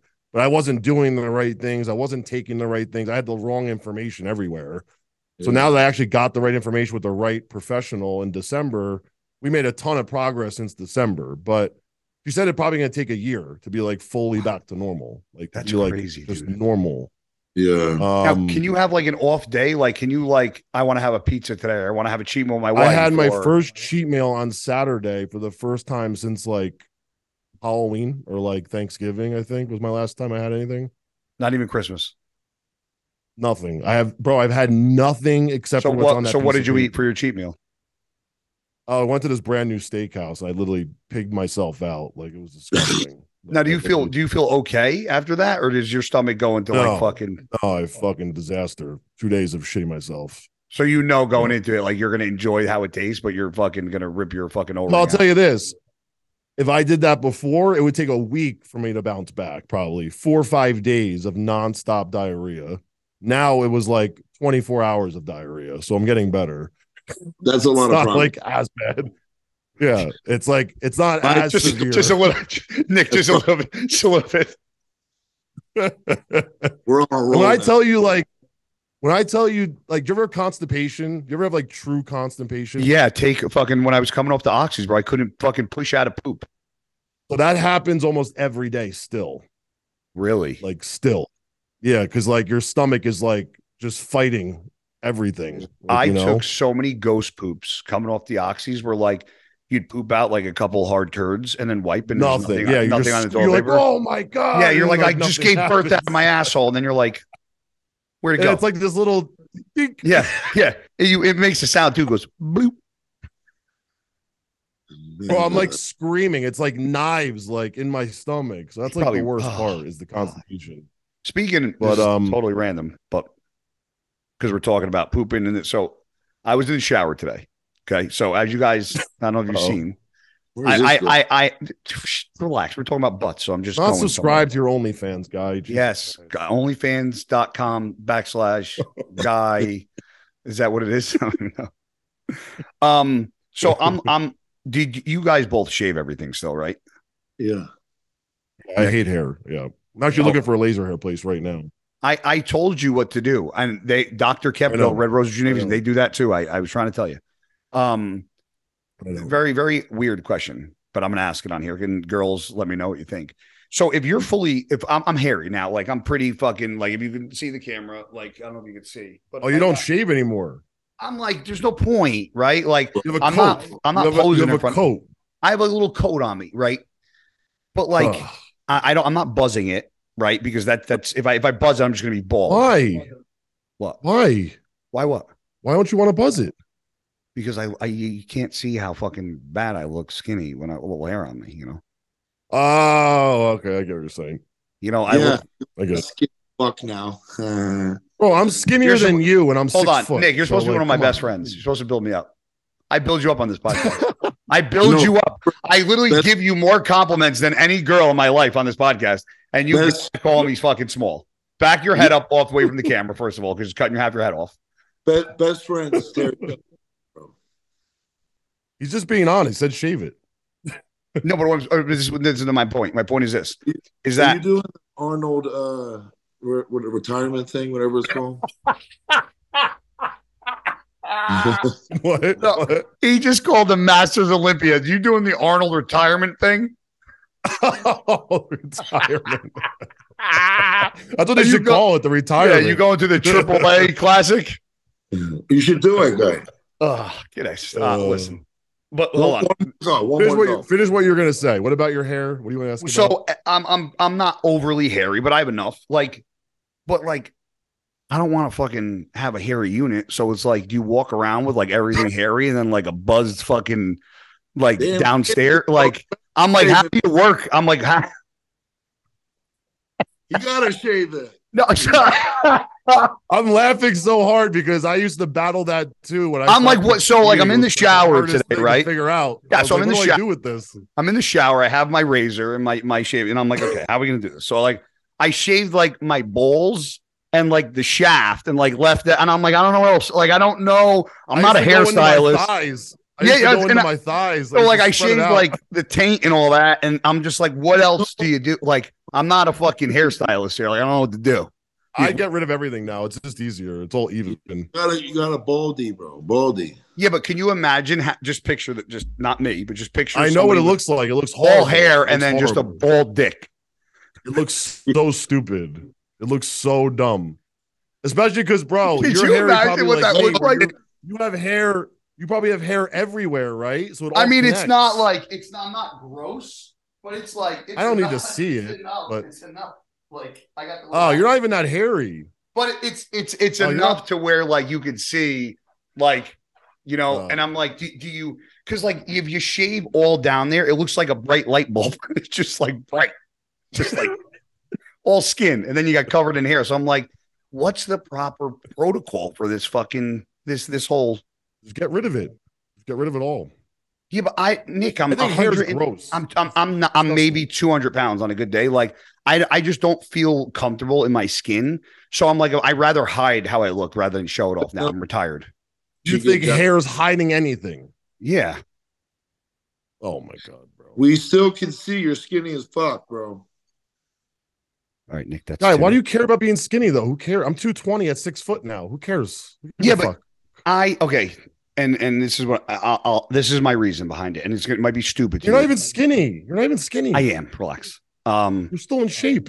This is where, so growing up, I got heavily bullied a lot. I got heavily bullied for fucking being short, and I was chubby.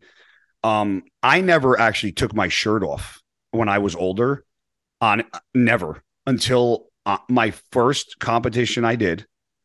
When I had a six pack. It was the first time I ever had a six pack was in 2003, getting ready for my first show.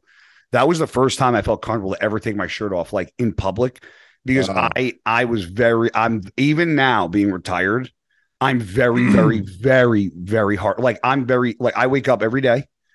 I do first thing in the morning after I take care of my dogs. I do cardio first thing. And then I get ready, I shower, and I go about my day. I don't eat my first meal until 3:30. I intermittent fast from the time I fucking go to bed, which is, or my last meal, which is usually 11 o'clock. I don't eat again until 3 p.m. the next day to give my stomach a complete fucking rest. And then I'll have, eggs, cream of rice. And then I do my little Gatorade during my training. Then I do my shake. Then I'll have like some bison and rice after. And then I'll eat another whole meal or just have a shake before bed.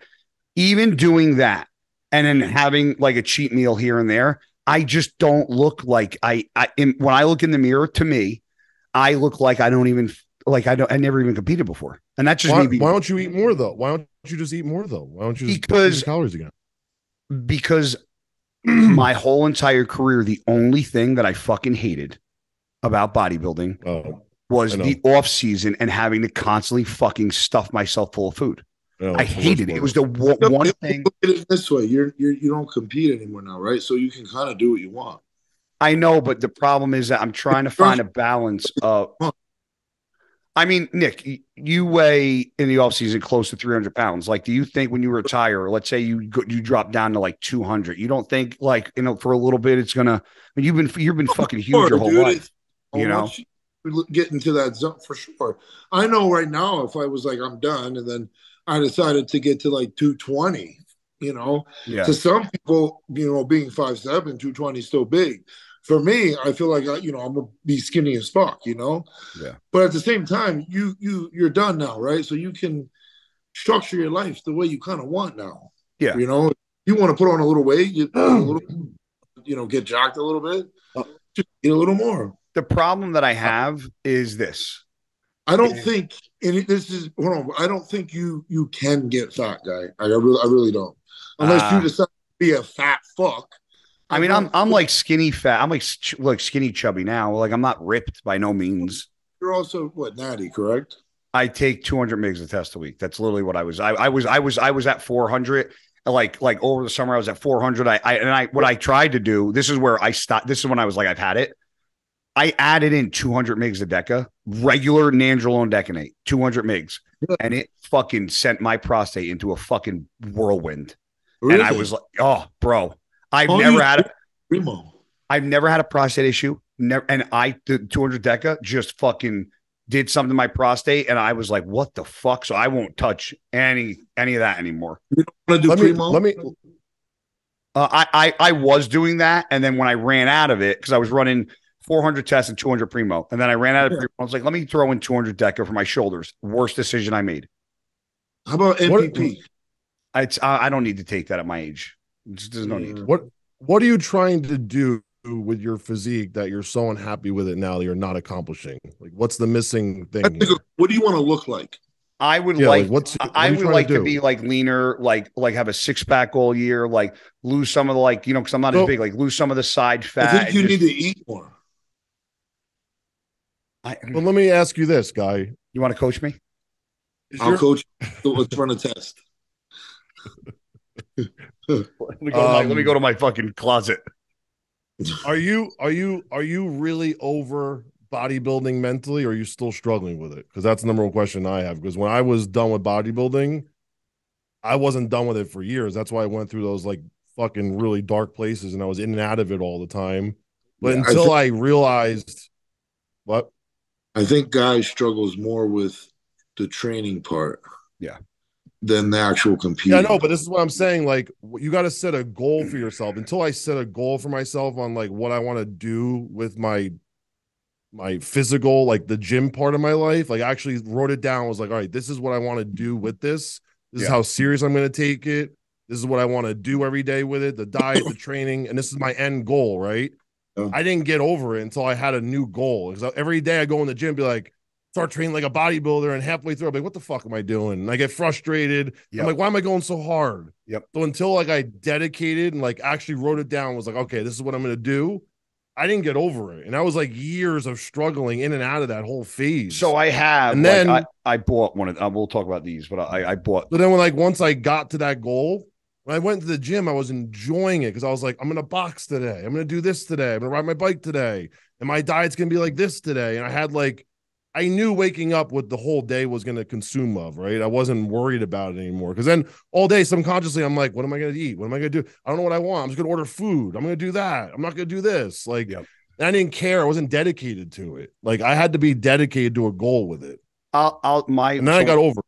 My biggest struggle at night, like this is what happens. And this is not all the time, but this will happen like once a week or, I eat my normal meals, and then I'm getting ready for to take a shower home from the gym. I get home from the gym, I fucking go in the shower, come out, I'll step on the scale. If I step on the scale, and this is where the mental thing fucks with me. If I see that number is like, if it's like 195, but if it's like after the Arnold, it was down to like I was 193 at night. And I'm like that. I had to be almost 189 in the morning.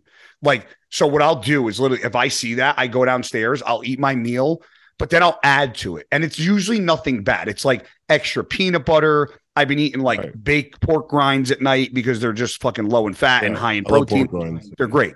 And like, I'll add in stuff like that. And then you have your occasion where I just eat fucking pizza and ice cream and that's it. But I can go to 210 or as low as 190 literally in 2 weeks. Just based off of how much I'm eating. And it's like, I'm never full to where like I look happy, and I'm always like, even when I eat like a lot of shit. It's like I don't have that balance, and I'm still trying to find it. You're and still it in makes the it middle. hard.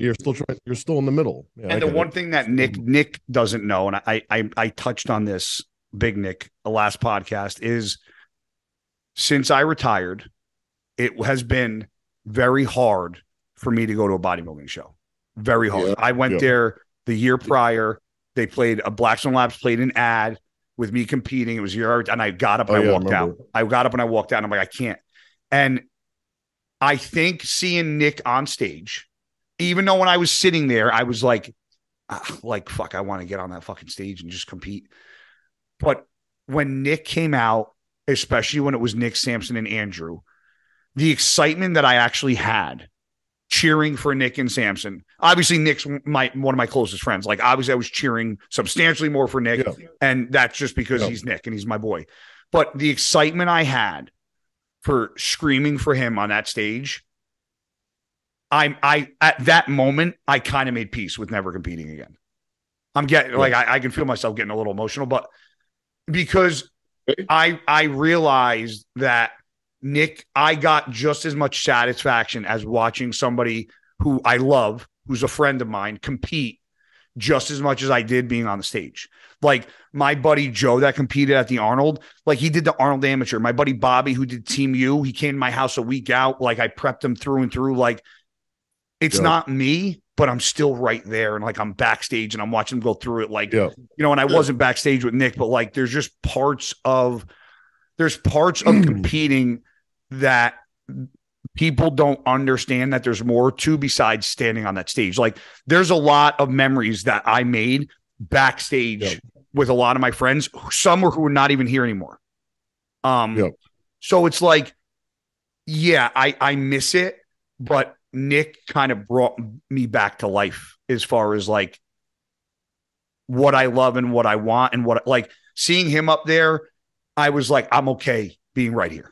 Because I get to fucking scream for that kid. And I'm fucking like, that's okay. And then, you know, there's Samson at this show. And then you got Justin Shearer's competing. It's okay. It's okay to feel like that, though. It's not it's not a bad thing. Everyone feels that way, though.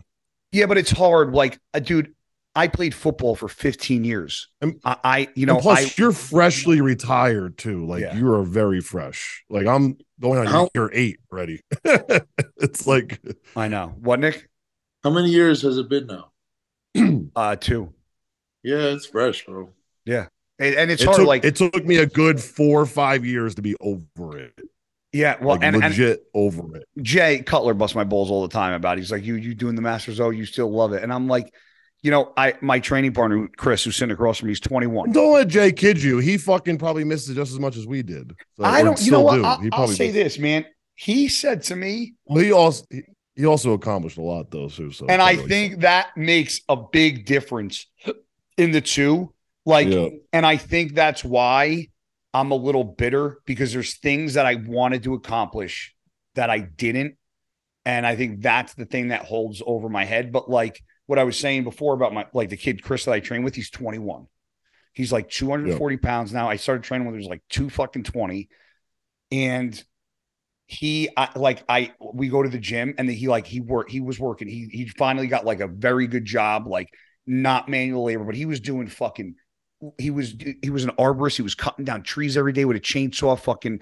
Then he was doing water restoration, like sitting like up to here with like a full fucking hazmat suit on and still coming to the gym every day, not missing a fucking beat.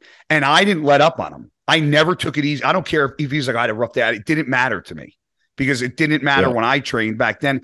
So seeing him, like he doesn't even know it, but like when I go to the gym every day, he pushes me at 40. He keeps me going a little bit, I think more than somebody else. Because if I trained with somebody my age, I think it would be a lot more talking, a lot more joking around, a lot lackadaisical. And that's the one part that I refuse to let go. I don't care. Bodybuilding can be gone for 15 years. That's just the part of me that I need to always be there. And whether it's Chris or somebody else, like I need that to be that way. And that I think you need to make it real though, and write it down for yourself and be like, this is my goal for the next 6 months or year or whatever it is. Like, this is what I want to attain. I want to hit this goal in the gym or hit this goal in my physique, like whatever it is. If not, you're not going to have any plan. I don't know what my weight should be versus what I should look like, because why are you so obsessed with your weight though? Who cares about your weight? Man, it's because you got to understand, that's another, I was always stepping on a scale as a pro bodybuilder. Me too. It's part that number.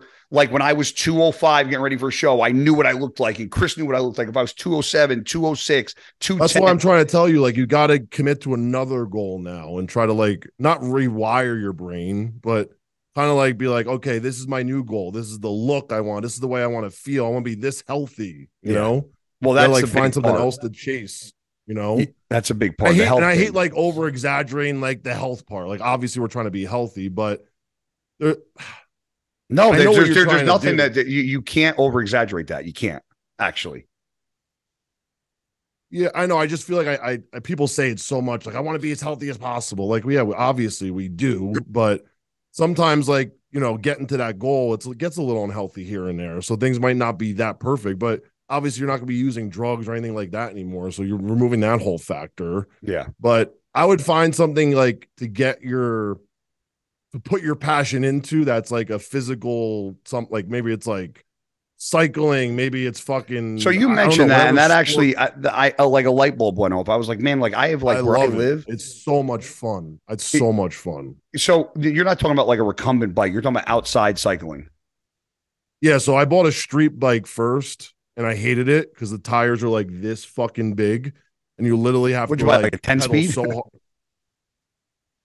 I don't know. I bought like the best bike you could possibly buy for the street. I spent like $5,000 this fucking thing, and I rode it like 6 times. Yeah, I hated it. Send it. Mind you, when I bought this bike, I was still like 250.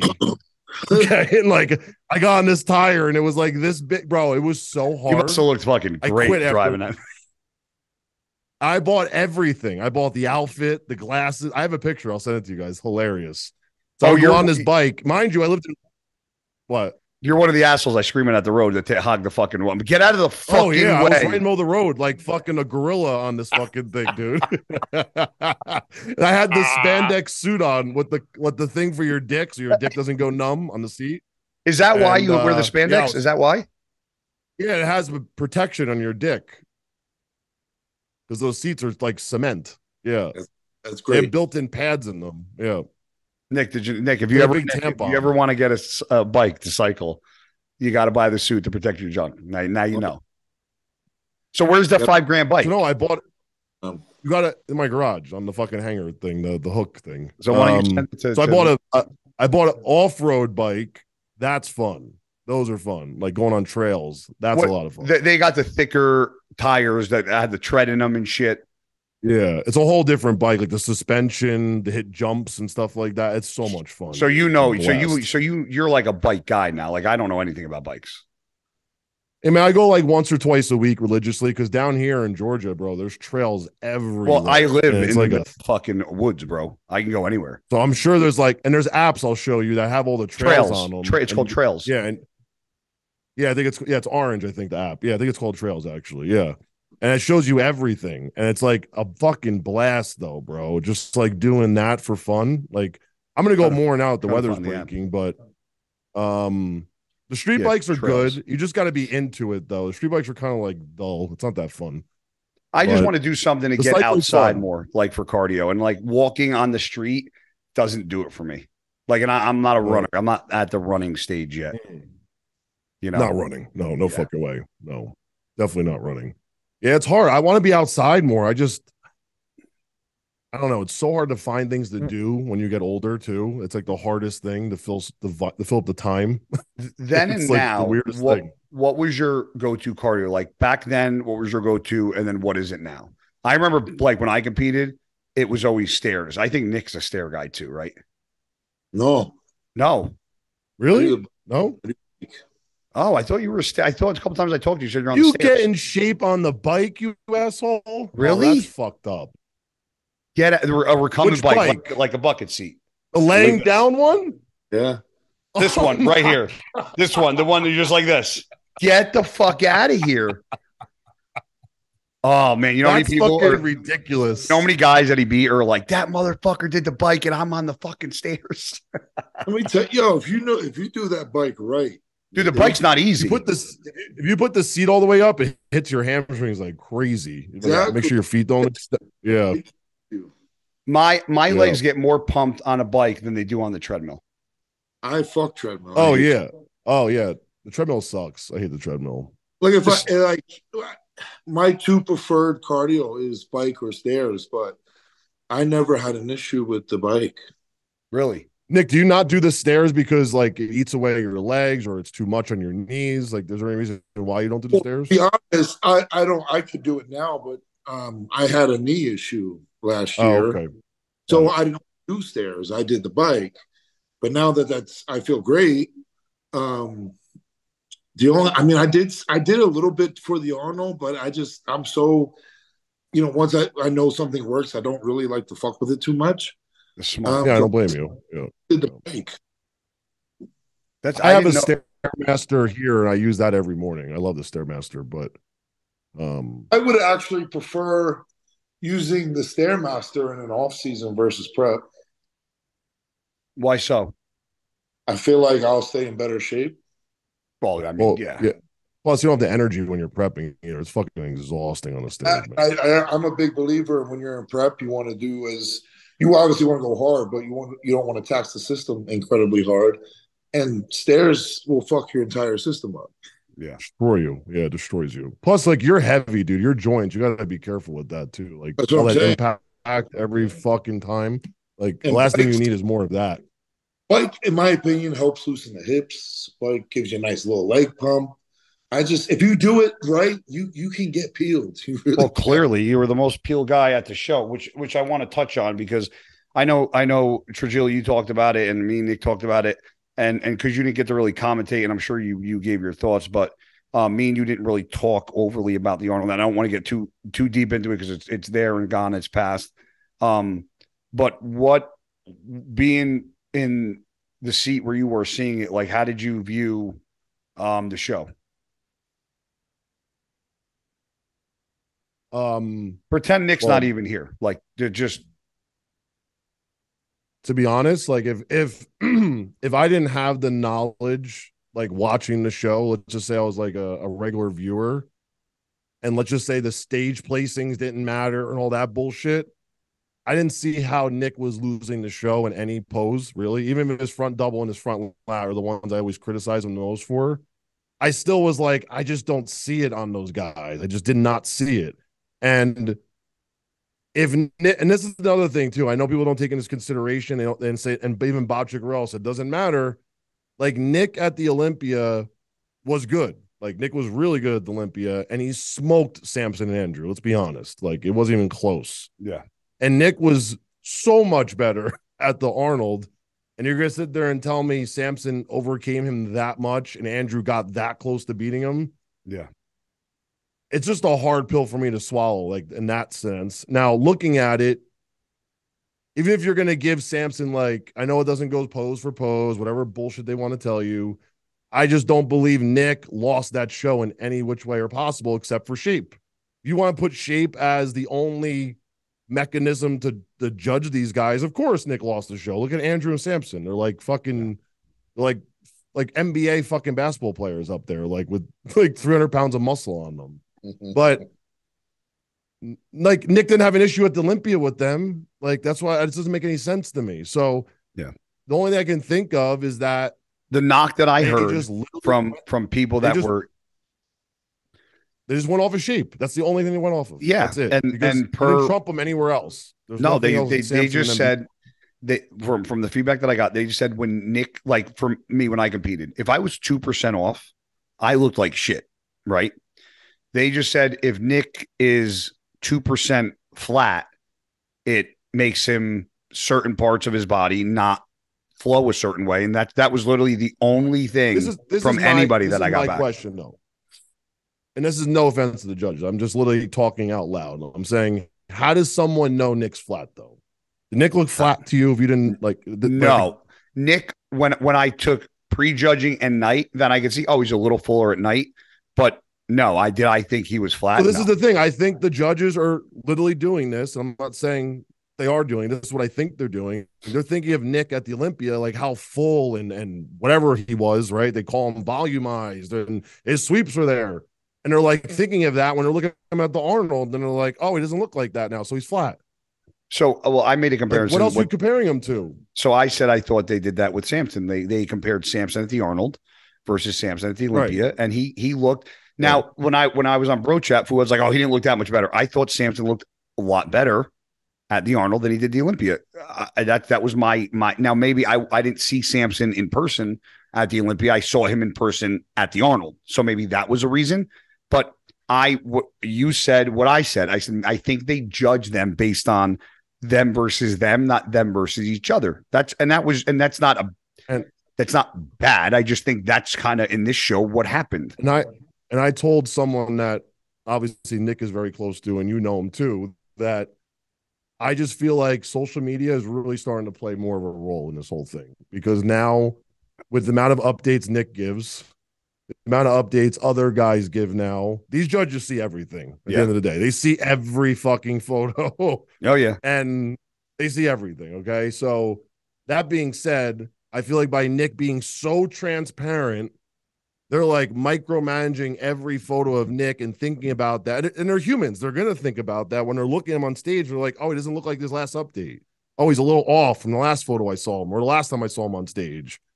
And I think that's really starting to play a part, because there's nothing else that you can give a reason why. No judge could sit us and look there and look us in the eyes right now and tell us that Nick lost on muscularity or separation or conditioning or got out-muscled or anything except for shape. Yeah. That's fine if they went with shape, but shape isn't enough to triumph all other things that they take into consideration for scoring a show. Well, especially when the other aspects of Nick's physique are fucking through the roof. And they weren't even in shape either. Like, they were in good shape, but they weren't in excellent shape. I think this is going to, I think this Olympia is going to be one for the books. I think people are going to come in fucking, I know Nick's going to come in guns blazing. I cannot wait to see the fucking pissed off Nick. And with Samson, another thing, he came in the prejudging very good, as Nick probably knows. Like, he looked amazing when he first came out. I was like, oh shit. And then he played it. As prejudging, he was horrible by the end of the prejudging. I was like, how the fuck is he even still up there with you two? Like, he didn't look horrible. And then Saturday he came back really good. And I was like, okay, he looks good, but he still wasn't as good as when he first came out on Friday. Like, he looked spectacular. Yeah. And if you look at the photos, I think I sent them to Nick and you guy. Like, he looks amazing in the prejudging photos. That's when they first came out. Yep. And if you look at the other photos, like, he just doesn't look like himself. And there's still body fat on him. Like, there's still body fat on him. And Nick, they didn't. And then Andrew, Andrew's see, third. How's that happen? Well, that doesn't make sense to me. That's me and Nick talked about this on the last podcast. I thought if it was going to be 1 and 2, it was going to be, and I didn't think they would put Nick between those two. It just, that threw me off. But Nick, did you think normally, which this threw me off too, they kind of like push you guys a little harder judging? Did you think they pushed you pretty hard? No, because when I won in 2021, what they did to me at prejudging is what they did to me, Steve, and Ian at finals. Oh yeah, the one in the middle thing. Yeah, that's right. Middle. So no, I don't. I think that was okay. Pretty I wasn't good. sure. I wasn't sure if they. Nick, at the end of prejudging, and Samson was in the middle. Did you think you lost at that point or no? No, your mind doesn't. Your mind doesn't go there though. That's the thing. You're fucking like a. To be honest, I really just thought I won, and they were just putting on a show and putting everyone in the middle. Yeah, giving the crowd more of a show than anything. But no, I thought I had it, and I even said after prejudging back in my hotel room with Matt and Maria, I said, this is going to go 1 or 2 ways tomorrow. I said, I'm going to be first or I'm going to be third. Because being there in person, right, Samson and Andrew are very comparable in my opinion. I'm the outcast. Yeah. So their two are going to be together somehow. And when they called Andrew for third, I literally was just like, I won this motherfucker. And then when they called me for second, I was just like, I don't get it. Especially because, like what I was saying before, if they went with shape, then how do they reward you second then? And Andrew That's third? you took the words right out of my mouth. That's exactly what you would have. Yeah, it's like it doesn't. If that's the one thing that they're looking at, like, and this is what I brought up on another video after Bob talked about you and Bob talked about this, right? I was like, this is why we need a fucking book with the rules in it, exactly of how we're supposed to judge shows, and a scorecard of what rounds Nick lost, Samson won, Andrew lost. We can sit there and go, oh, okay, that's why you won. We should be able to see every who got what thing, So I went back to 1980s Olympia. Have you guys ever looked at their scorecards before? And they used to do 20-point rounds, right? Okay. And they used to have all the judges' names there, and every one of their scores for every single athlete, every single round. And there was 3 rounds. And you also got points in the pose down. Okay. So if they felt like you won the pose down, you got extra points there. Okay. And you could see exactly where someone won or lost the show. It's clear as day. And what judge puts you where. So you'll know if you're going to show, like, oh, this judge is looking for that. A judge is looking for this. My odds of winning this show is this. And then the high and low bullshit, yeah, that matters. But now we actually can see where it matters, because when they tell us they dropped the highs and lows, we don't know what they dropped. We have no idea. We just see the final number. I always said they should be in like cubicles and not allowed to talk to anybody that or like anybody around them. And that like now with the way technology is, the score should be electronic and be automatic, not being able to 100% once they're locked in. And I think 2 things. I think the scorecards you're going to see, they're going to be much more all over the place in the beginning. And you're going to see people's opinions actually come into the play that matter, because it's very hard for me or you or even Nick to sit here and tell me there's not that many shows where somebody walks out and you're like, he won easily, hands down won. Yeah. A lot of the cards you'll see, oh, this guy took straight 1s, this guy took straight 2s. And it's like that doesn't happen. It's as good as just saying Nick got first and Samson got second. That's as much information as it gives you. It doesn't give you anything. And the judges need to be on these scorecards, dude. Enough hiding. Like, we need to know what judges But also, you could say this too. Like, judging also isn't easy. Like, I've been at a judging table too where I've had to ask questions and I didn't know what was going on. And, there's times where I was at shows and I had first, second, third, fourth completely fucking wrong. And they were like, well, this is why this person's here. So it's also not an easy task. And it's very. And I think that's the thing, though, that people get wrong. Like, I don't think the judges are doing anything wrong or they're getting it bad or they're messing up. I think they're actually pretty damn good. This is like, they've been really good the last couple of years. I have no problems with the winners or second or third. This is the first show in a while where I was like, it could have went either way. Like, usually I'm like, oh, they got it. Perfect. And that's a tip to them. Like, I think they're doing a great job. I just want for bodybuilding to be a little more transparent with the scoring. And also, like, can you imagine watching any sport, like I said a million times, and not knowing how they score it? It doesn't make any sense to me. Like, how. But let me ask you a question. Doesn't make it exciting to follow either. But is that fair? Is that a point to finger at the fans, or is that a point to finger at the judges? Because if the fans are jumping into a sport and they're not doing their due diligence to understand what they're getting into, then it's kind of like when I played football, like my coach explained to me what the rules were. I obviously watched it on TV, but it was a lot of self-taught stuff. So but I mean, like, I think if you ask, you're talking about criteria, Hunter. You ask them all what wins a bodybuilding show, they'll probably all tell you something a little different. Well, Nick Walker, what do you think are things they look at to win a bodybuilding show? I always thought condition wins. That's why I usually pride myself on being one of the most conditioned guys in the show. Yeah. I know you need to be obviously full. You can't be flat. So, even the Arnold for me, I really thought I had the combination of everything, except for shape, whatever. I don't have the best shape in the world. But, that's not new to you. No, you talk fullness, you talk hardness, you talk dryness. Yeah, sure. You already won shows. Yeah. I wasn't as cool as I was at the Olympia, but I also wasn't as conditioned as I was at the Arnold at the Olympia neither. Correct. Yeah, correct. Yeah. But I was still, full. So I just, I really thought overall I had, everything they wanted, in my opinion. Trigili, do you think, because this has been spoken about, and sometimes I'm like, yes, sometimes I'm like, no, but sometimes like it makes sense. Do you think, like the WWE, that sometimes they will make a call at a show that's close to make more of a storyline and make it more exciting? Because somebody could be like, well, that's not right. And at the same time, be like, well, it's also business. I always say that, though. I always like at the end of the day, storylines and rivals and because when is the last time we had a Phil and Kai? When is the last time there was big storylines and people fucking putting posters up? Now they throw the poster up with just all the competitors. There was like there was the Jay versus fucking Ronnie era. There was the fucking Jay versus Phil era. Then it was a Phil versus fucking Kai. Like, we don't have that. No. And I think that's one thing that's missing. And that's one thing I said to Nick. I go, you know what, bro? I said, sometimes they're just, the storyline just seems a little better this way. Yep.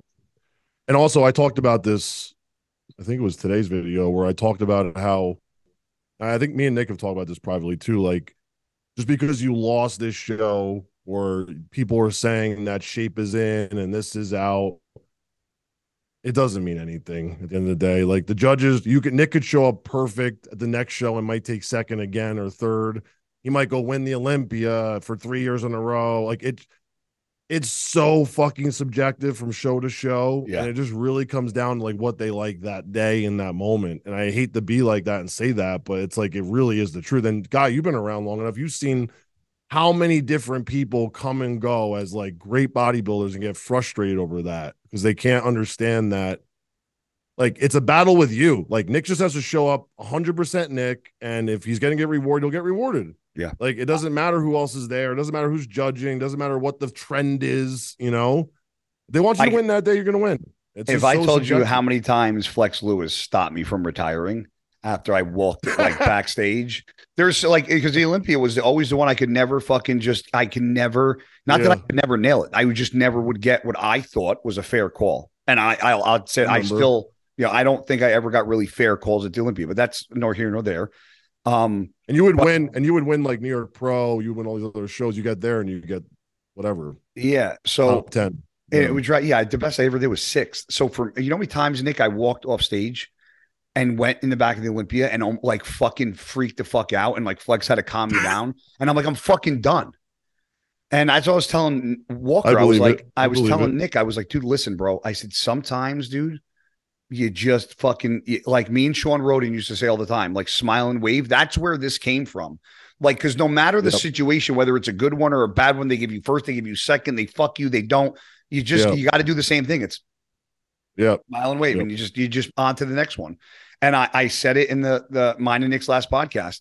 I think the pissed off version of Nick Walker is going to be the scariest, most dangerous, and best version that we've seen, because that's the version we have not seen this side of Nick being pissed off, training for something to fucking get redemption. We haven't seen it, because Nick has came on the scene and said, this is who I am. This is what I believe. This is what I'm going to do. And nobody's going to stop me. And he has done every single thing that he set his mind to and that he said he was going to do, almost like Babe Ruth pointing for the fucking to the stands.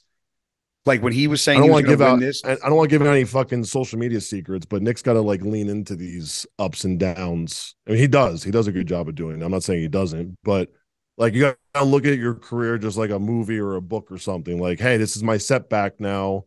I'm gonna get people invested into my comeback now because I just took third. I got kicked down at the Arnold. You know what I mean? Like, you have to sell that story now to yourself and obviously the fans and everything else, because now it's just like, oh, now I'm going to come back and kick everyone's ass. Like, now it's that storyline instead of, oh, Nick won that show easily. Yeah, now I'm going to go here and just win that show easily. You know, you got to just look at it as like a story. Like, what story am I telling now? You know, the one thing that big Nick Mutant Walker does the best is if you read his fucking title, sometimes there'll be like 3 words, but I'm like, oh, he knows exactly what he's doing. Like, oh, the outer sweeps. Like, no. Walker's like, he'll just put like outer sweeps. Like, Adam Sweep's looking good today. Or like, oh, this is this today. It's like he knows exactly what he's fucking doing. Today, beat the sweeps. I mean, because everybody was saying that his sweeps were the thing that was down because he was fucking flat. And I was like, that's what I'm saying. You know how to lean into it. So you get it. So, but mentally, you got to look at it as like, okay, so now my story is now I'm going to come back and whoop everyone's ass, right? If I get knocked down again, so what? I will come back again and whoop everyone's, you know what I mean? So you got to mentally just understand that, like, this is how it's going to unfold. This is what's going to happen. You're doing everything you can. Like, it's not like you're cutting corners or you're not doing everything possible. Yeah. So that's why it's not like even a loss. You should just know, like, okay, second place, no problem. Like, you know what I mean? Obviously, I think that 300,000 would have been nice, but I still got to hit. I'll say I think this was like wasn't this the first place prize like 2 years ago anyway? You're for second. Yeah, when I won, so it was fine. That's crazy. Yeah, that's fucking crazy. Yeah, it is crazy, actually. I mean, it's just his career, you know, like it's like I look at him and I know he gets frustrated, but I'm like, dude, you have no idea what you've accomplished in this amount of time. Like, it's just incredible. More than like what, 98% of people, 99% of the bodybuilders? Yeah. 99.9. Like, you can't really go more than that. And you literally just got back with Matt. You literally just did a second show, like technically your first show with Matt back, right? I mean, you didn't even really lose Matt, really. It was just an off season. So it's not like you even lost any time, really. No. You're not even 30 yet. It's like I'm 28. Fucking crazy. Bro, the amount of I want to explain that to you too. Like, your muscle maturity hasn't even kicked in yet. Like, he hasn't even gotten that graininess. You don't even realize it. That's why I tell him. I have separation and graininess to my muscle now, and I do nothing. And I can't imagine if I had that when I was like, I didn't have anything like that when I was competing. I was pushing everything possible to look like that. It was just time. Eventually, it just happens. When Nick's like 33, 34, you know how he's like ridiculous he's going to look? Chiseled stone. Insane. Yeah. So, this is for Trigili. A good and a bad. It could be story, something you like, dislike about me and Walker each. I know there's something good and bad with me, and I know there's something good and bad with Nick. I want to hear a good and a bad because you're the one that gets all these stories. So I want to hear the good and the bad, or something you like. Well, hold on. What angle are we taking here? With me and Nick, just me and Nick. Like, you're saying something I heard, no, something like you like or dislike, or like a story about us, or maybe something that made you like I have my stories about you, why I like you, why I didn't like you, why I liked you, right? So, like, is there anything that comes to mind with me or Nick that you're like, oh, I remember at that time I thought he was a dick, or like, you know, at this period of time, or this happened, or I like Guy because he's this way? Because me and you really didn't click or like really start talking until Sean Roden passed away. And when you started making those Sean Ray videos, that's when me and you really started talking a lot more. Yeah, we knew we're acquaintances, I think is the best word to. I mean, I've known you for a long time though. Like, I used to see you we were like hanging out buddies, but we had a lot of okay. So here, friends, back like then, did you think I was a dick? PJ and all them. Here I didn't know you. Like, I didn't ever judge. No. Like, this is the thing. I never really know. Even till this day, I don't judge people till I actually know them. But the overall perception of who you were an asshole, you were a dick, you were a hothead. Like, that was the overall consensus of guys. And I'm not any of those things, which is fucking hilarious. No, you're a hothead. Well, you are a hothead. You're a hothead. I mean, I'm a hothead when it comes to fucking certain things, like my friends or family. Yeah, I'll be a hothead until I'm dead. You're wound up more than the average person. I'm high strung. I remember being at like the shows, working my booth at Muscle Meds, and you come flying in like just charged up looking for something. And it could be the littlest thing, like a bottle of water. And you'd be like, hey, where the fuck is so-and-so? And I'd be like, I don't know, over there. And you'd be like, you'd like charge over, you know, like just a lunatic all the time.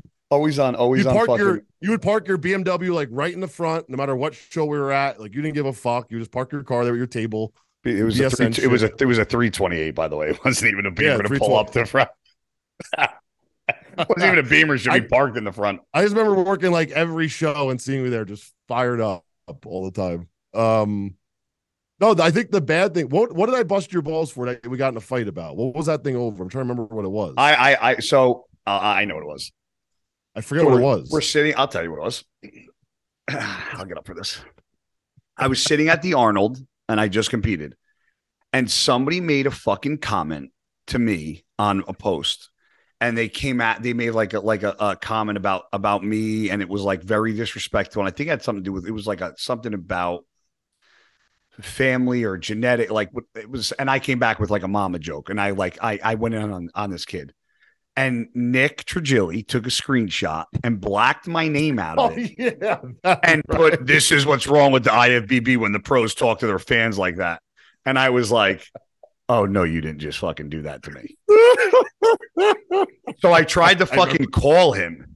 And I remember this now. Number for him, and he didn't pick up. And I'm like, yo, I said, I guess you changed your number. I'm like, can you call me? And he goes, I could probably, he goes, I have nothing to say to you. I was like, what the fuck did I do, you idiot? You mean you had nothing to say to me? You just fucking posted a comment. I haven't done shit to you. So I said a couple. Go ahead.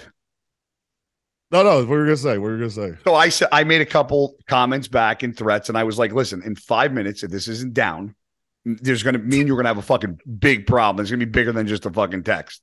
And I went back 5 minutes later, and I don't know why you took it down.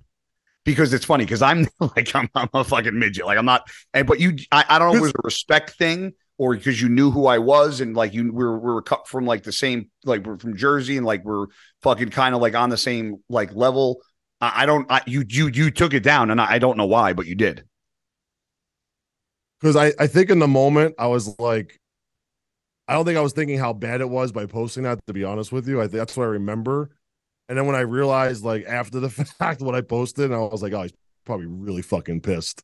And I remember just taking it down out of respect for you because I was like, I don't fucking want to deal with this shit. Like, I wasn't trying to, like, even though it obviously was clearly going to piss you off, that wasn't my goal, like, of pissing you off. You know what I'm saying? And then, like, sometimes when you do stuff on social media and you look at after, you're like, why the fuck did I do that? Like, that was so dumb. Yeah. I still do that now sometimes. I'm like, why did I even say that? That was so stupid, you know? I just got caught in a moment over something, but I remember you used to flip out on everybody though. On Where? No, me? You would argue with everybody back then, dude. I never really go back and forth on Instagram ever. I never did. You used to go back and forth with people all the time. So what I do, I'll even still do. You used to comment a lot more. I would comment a lot more, yeah. But like what I'll do if I'm like taking a shit and I see like a stupid comment, like I had a guy comment to me today. Walker will like this one. He commented and he said to me, I'm going to find the comment because he made a comment about me being small. And I'll take it from fucking Walker, right? I'll take it from him. I'm not going to, because Nick's one of my closest friends. I'm not taking it from some fucking kid that I don't know. Like I won't, that kind of shit I just won't do. Because to me, like you're crossing a line. Like you're not my friend. You're a fan. Like because I don't know if you're joking. So this kid goes, he was about being small, unless he deleted it. Hold on.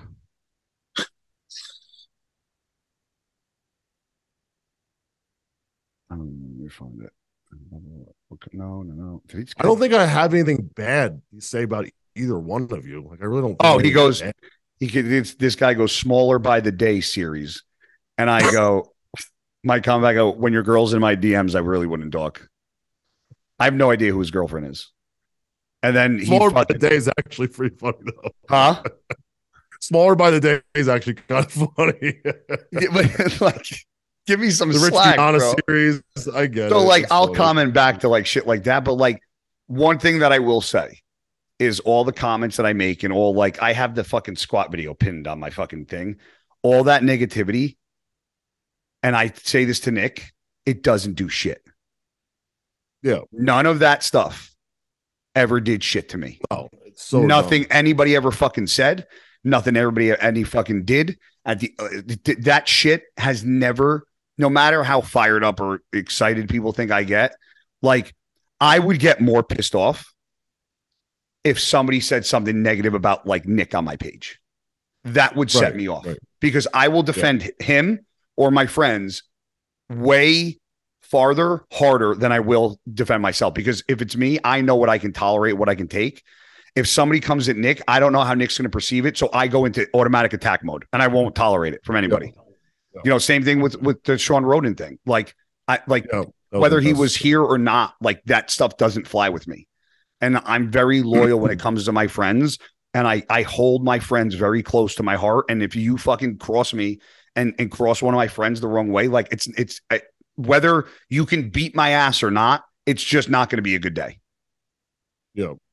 You know, and I'm just very loyal like that. That's just who I am as a person. The one thing that stands out to me about that's like one of the things that stands out about me about you though is like I never heard anyone say anything bad about you ever. Like not a fucking peep. I mean it. Like I hear everything about everybody. And I never heard anyone say a bad thing about you. It's because I mean, or Nick. No one ever says anything bad about Nick. People gossip, but there's nothing bad ever out of it. There's no the context of what they're trying to tell me. I'm like, what? Like, what are you talking about? And I think the people you don't hear, and people, you know how many people have said to me, and I obviously you've had things about Nick because he's like in the eye of the bodybuilding scene. He's competing. Correct. Yeah. So obviously there's going to be stories on him just because he's Nick Walker and he's one of the best bodybuilders in the world. So you're going to have stories on him. Everyone's watching. Yeah. But people have asked me like, how come fucking Trigili never does shit on you? And I go, because he fucking knows better. But I say that joking around, but at the end of the day, it's because I don't do anything stupid and I don't fucking lie. And those are the two things that are going to get you in trouble. And if you do dumb shit or you lie, I don't do those. Like I'll do dumb things, but anything I do dumb, I will post about and tell everybody about. I don't do something and hide it. And people look at it so like in the wrong way though. Like just because I'm doing a story on someone and it's not something that those people want out, it doesn't mean I'm like attacking people. Like that's where me and Nick used to have a lot of disagreements. I'm like, I'm not attacking you, right? I know it feels like that. I'm just reporting something. Yeah, and I'm like, and I obviously in the back of the day, I would put my own spin on it, right? That was like obviously offensive to him or whatever. But like the news part, like even Sergio's situation, like I didn't say a fucking bad thing about that kid. If he wants to say I lied and all this other stuff and I slandered him, I did that. Okay, like that's fine. But like I'm not out there to like take your blood from you. I'm not going for blood. You know what I'm saying? Yeah. You just want to get Nick, you're gonna say something? No, I was gonna say I get it, I get, it's what made your channel entertaining was you taking the stories and twisting it to your own way. Right. That's why I never hated you. I think I don't think you hated me. Yeah. You just and also this is the thing I want to like commend you for, which I've said before publicly, but like the fact that you were getting all those things like said about you and like the Boston Lloyd shit and like people ripping you apart for not winning this, not doing that fast enough, right? At the end of the day, you still delivered, right? Like that, I think that is the biggest thing that I can say, like, holy fuck. Like, you even shut me up when I was like, oh, there's no way he's winning that fucking show. There's just no way.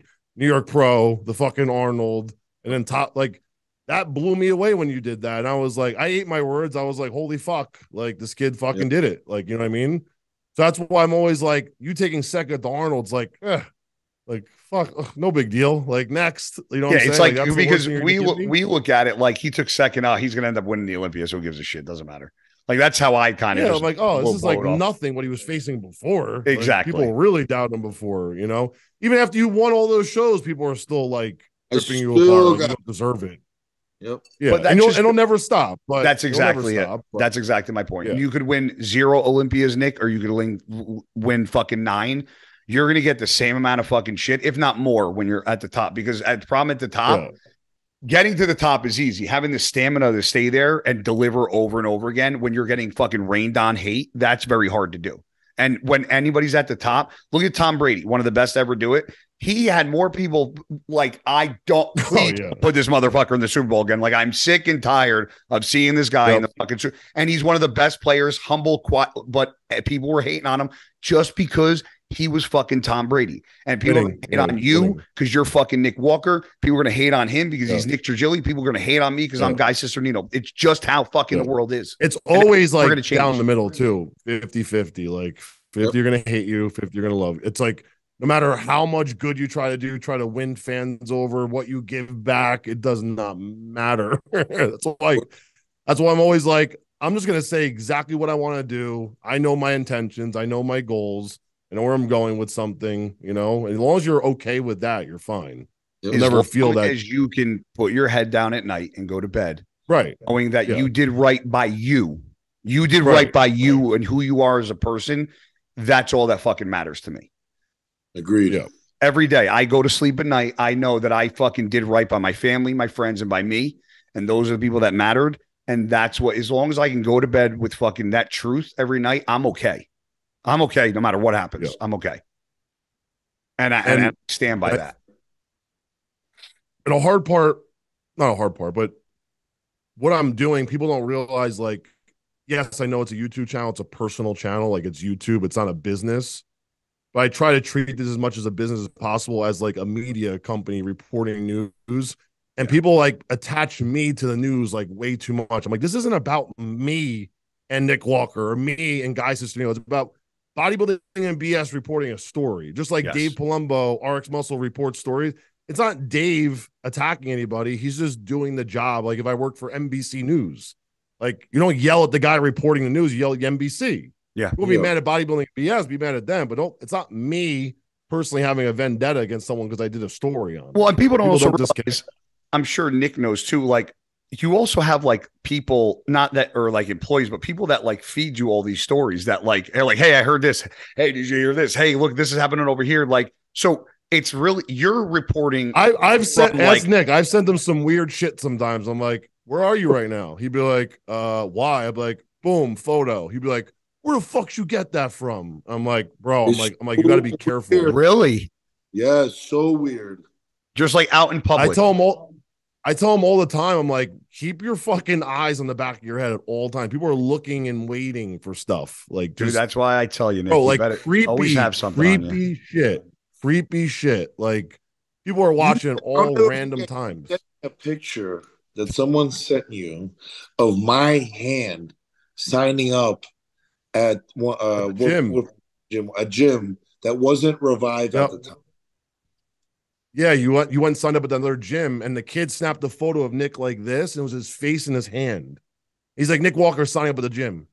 Like the moment was happening, bro. Dude, isn't that? I've gotten photos of Nick like training, like whatever day it was, whatever time it was. Like, look how distended his stomach is, and like Nick just like drinking his drink, like fucking on his phone. And I'm like, bro, this is so fucking weird. Like, it's so weird to me that people do that. That's why they think I'm gonna feed into it. Like, oh, I'm gonna write a story on Nick because he's drinking out of his bottle of water and he's fucking hanging. Like, what? Well, here's a question. Sick. Do you take a little more umbrage now to the fact that like you might have like personal relationship with some of these guys? Like, would you think about like putting a story up before Nick or me because we've like had like don't ask me this question. I want to know. I want to know honestly. I no, I'm not saying if you would. Does your personal relationships ever play a role in what you will or will not post? That's a legit question. Only time let's say a story comes up about one of you guys, right? Like say something bad happened to me. Out of respect, I'm going to call you and be like, hey, this is what, if I don't know you, I'm not going to call you. Yeah. Right. And I'm going to say, if it's something we can fix before it actually goes public with someone else, like if it's inevitable, like someone else is going to report it, I'm going to tell you I'm doing it. Like it is what it is, dude. Like, you know what I'm saying? But if it's something that's not going to be out, of course, I'm going to try to do what's best for the situation, not bring more eyeballs to it. Yeah. Like Sergio, like that was happening no matter what. If I did it or not, people were going to jump all over it eventually and do it. So I was like, yeah, I'm going to tell a story. He got arrested. It's public information. People are eventually going to talk about this. If it's not today, 3 months from now, whatever it is. But if it's like a personal thing where I'm like, I don't have to do it, of course I'm going to call you and be like, hey, guy, like, you know, someone fucking sent me this, but it's not going to be public, so I'm not going to do it and run it on you and kill you with it. Like, there's no point in doing that.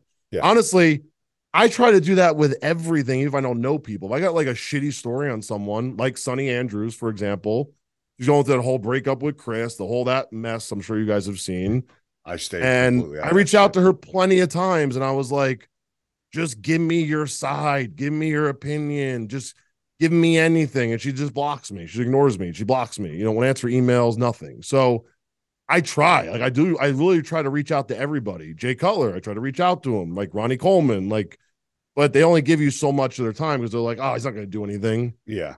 and then they blow you off. So, but I'm always looking. Obviously, people are like, "Oh, you just want to do a story for views."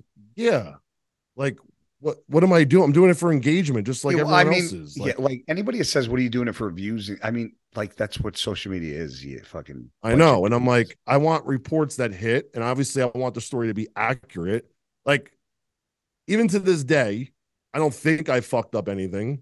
Like, if I did, I always tell people like I'll own it. If there's things that are like a little off with timeline stuff like that, I get it's not gonna be 100% perfect, but as far as like damaging information, I think I'm pretty good with like making sure I have reliable, like sources. I have proof. Like this is it. You know what I'm saying? Yep. Before I put it out there, right? Like, and it just you got to do that to cover your ass, no matter what. You have to double and triple check, or you can get in big trouble for defamation or making claims that aren't true. So you have to kind of double and triple check in a way, right?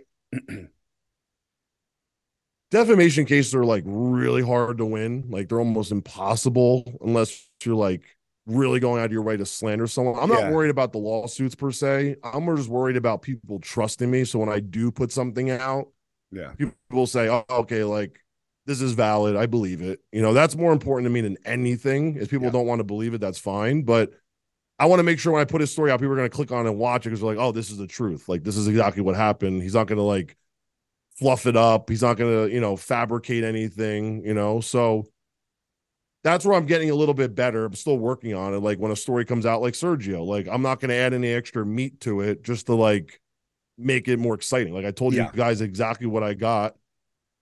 Provable, right? And I reached out to all of them before I put the story out and was like, you just verify 1, 2, 3, 4. And they all told me to go fuck myself. So I was like, okay. So then I put it out. And then, long story short, it went out and they're pissed. And they all started texting me like crazy, like, no, you got this wrong. You got that wrong. I'm like, no, I didn't. Asked them. I'm like, you guys asked you. And you guys are just trying to fix it now because it came out, right? That's all. And then, long story short, one of the girls tried to call me out on something on Instagram and she deleted everything because I put out something personal about it. I'm not going to say what it is. And I was like, this is why I know. And I put something down and she was like, oh shit, probably, and deleted everything. So I was like, I don't know why you want to do that though. It's so stupid. You could just been like, yes, this is the truth. Can we not share this? I'm like, what do you guys want me to put out, not put out? And they just tell you to go fuck yourself. So it's like, okay. if people were more honest with themselves of who they are, that you wouldn't have anything to report on. The reason why you have all this stuff is because of all the fake shit that's out there. That's why. Like, you know whose channel I watch a lot now? The guy Goobs. Because he reports on all the people that fucking lie in Photoshop. It's crazy to me. Like these people that have like hundreds of thousands of followers and have like all these online clients and they're faking it till they make it. The photoshopping thing is mind-boggling to me. Crazy. Like Nick is like Nick Walker is like the live version of like Photoshop. Like that is like to me what Photoshop is because he doesn't look he looks like a fucking goddamn cartoon character.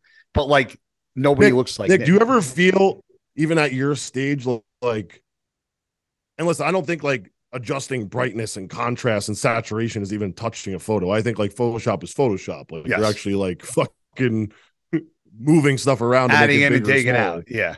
You ever feel like you probably don't even think about it. You probably just hit the fucking post. You don't even care. But does that ever cross your mind at all to like, oh, I got to touch this up? I don't saturate it. I don't do fuck with the brightness. When I take a picture, I'm like, that looks cool. Even when people are calling you like the fridge and everything, you were like, no, I don't fucking care. I'm just gonna post the fridge no matter what. I don't fucking care. I'm the fridge, bitch. You should have just went in your kitchen and just took a picture of your fridge and just posted it. Just your refrigerator. Just your fridge, and that's it. Just my progress photo. Yeah, my progress photo. 10 weeks out. Progress update. Forget Mutant Nation. You could have did Fridge Nation or something. Fridge. Well, what we can do, I mean, we've been on now for over 2 hours. So what I was going to think, okay. I'm thinking this. If this is like the trio from New Jersey, then why not jump on like, I don't know, once a month, once every other month, us three, and we could just fucking catch up and bullshit. You know? I mean, I'll jump on. Yeah. I sit here all day in this little hub and I just but you sit down in that hub and you tell everybody no, and you just so happen to tell us yes, which blew me away.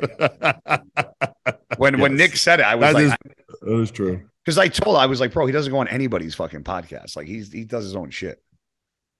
Was that was Nick? Yeah. Was that we're ending it?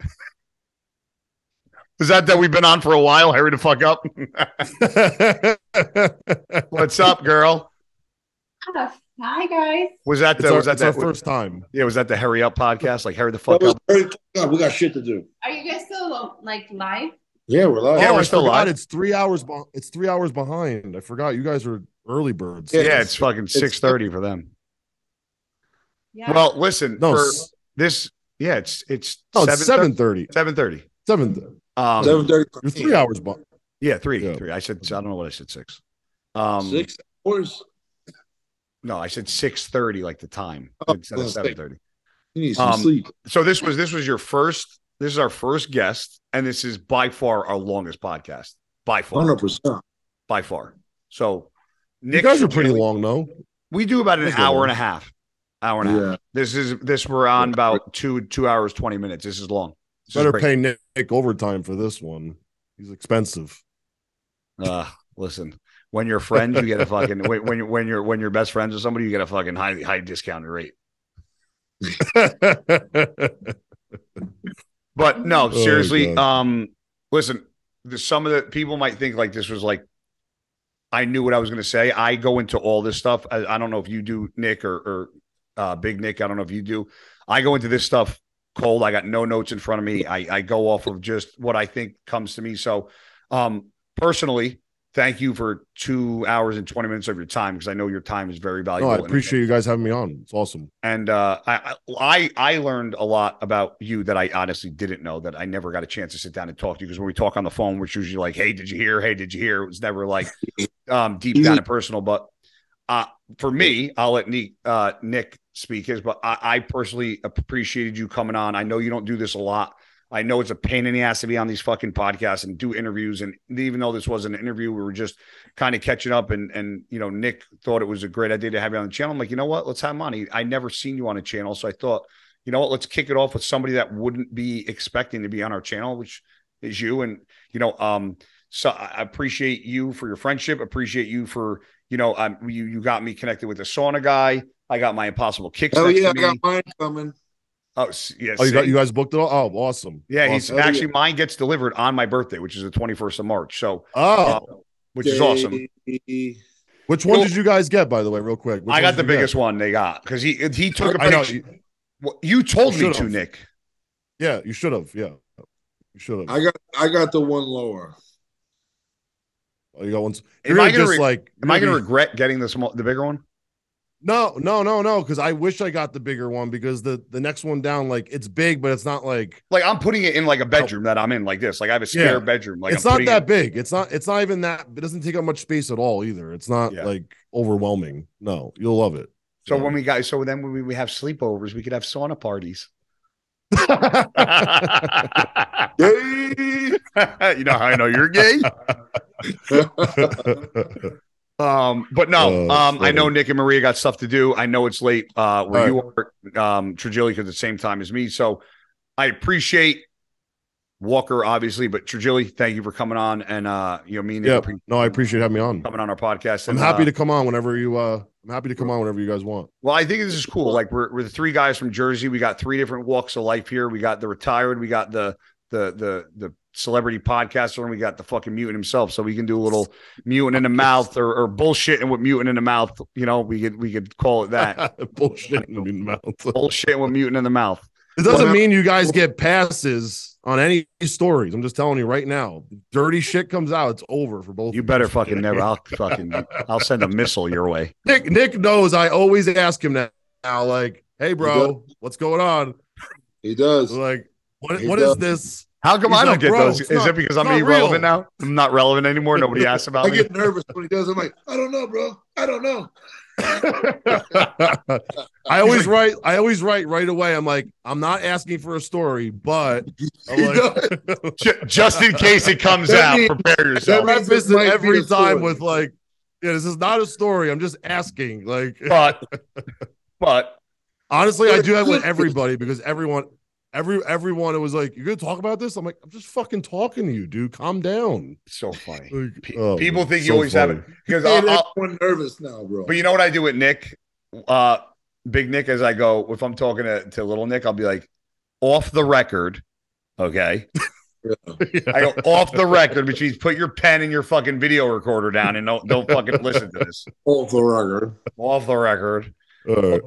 For on the record, that's this funny. is myself, Nick Trigili, and my partner in crime, Nick the Mutant Walker. This is episode Who Gives a Fuck, but it's the first one with a guest.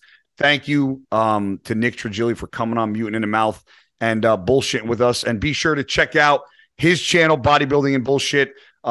Check out his channels, Nick Trigili. Look him up. I'll have my guy put your titles and shit down here. And obviously, like, comment, subscribe. Let us know what you guys want to see on our channel, and obviously, let us know what you guys want to hear from me, myself, and Nick Jr. We got Nick Sr., Nick Jr. on here. Let me know what you guys want to hear. Maybe we'll circle around. We'll do this once a month, once every other month. This was pretty smooth sailing, so I appreciate you coming on, bro, and give me your time. And until next time, signing off, Mutant in the Mouth with Nick Trigili, host of Bodybuilding and Bullshit. So we're out.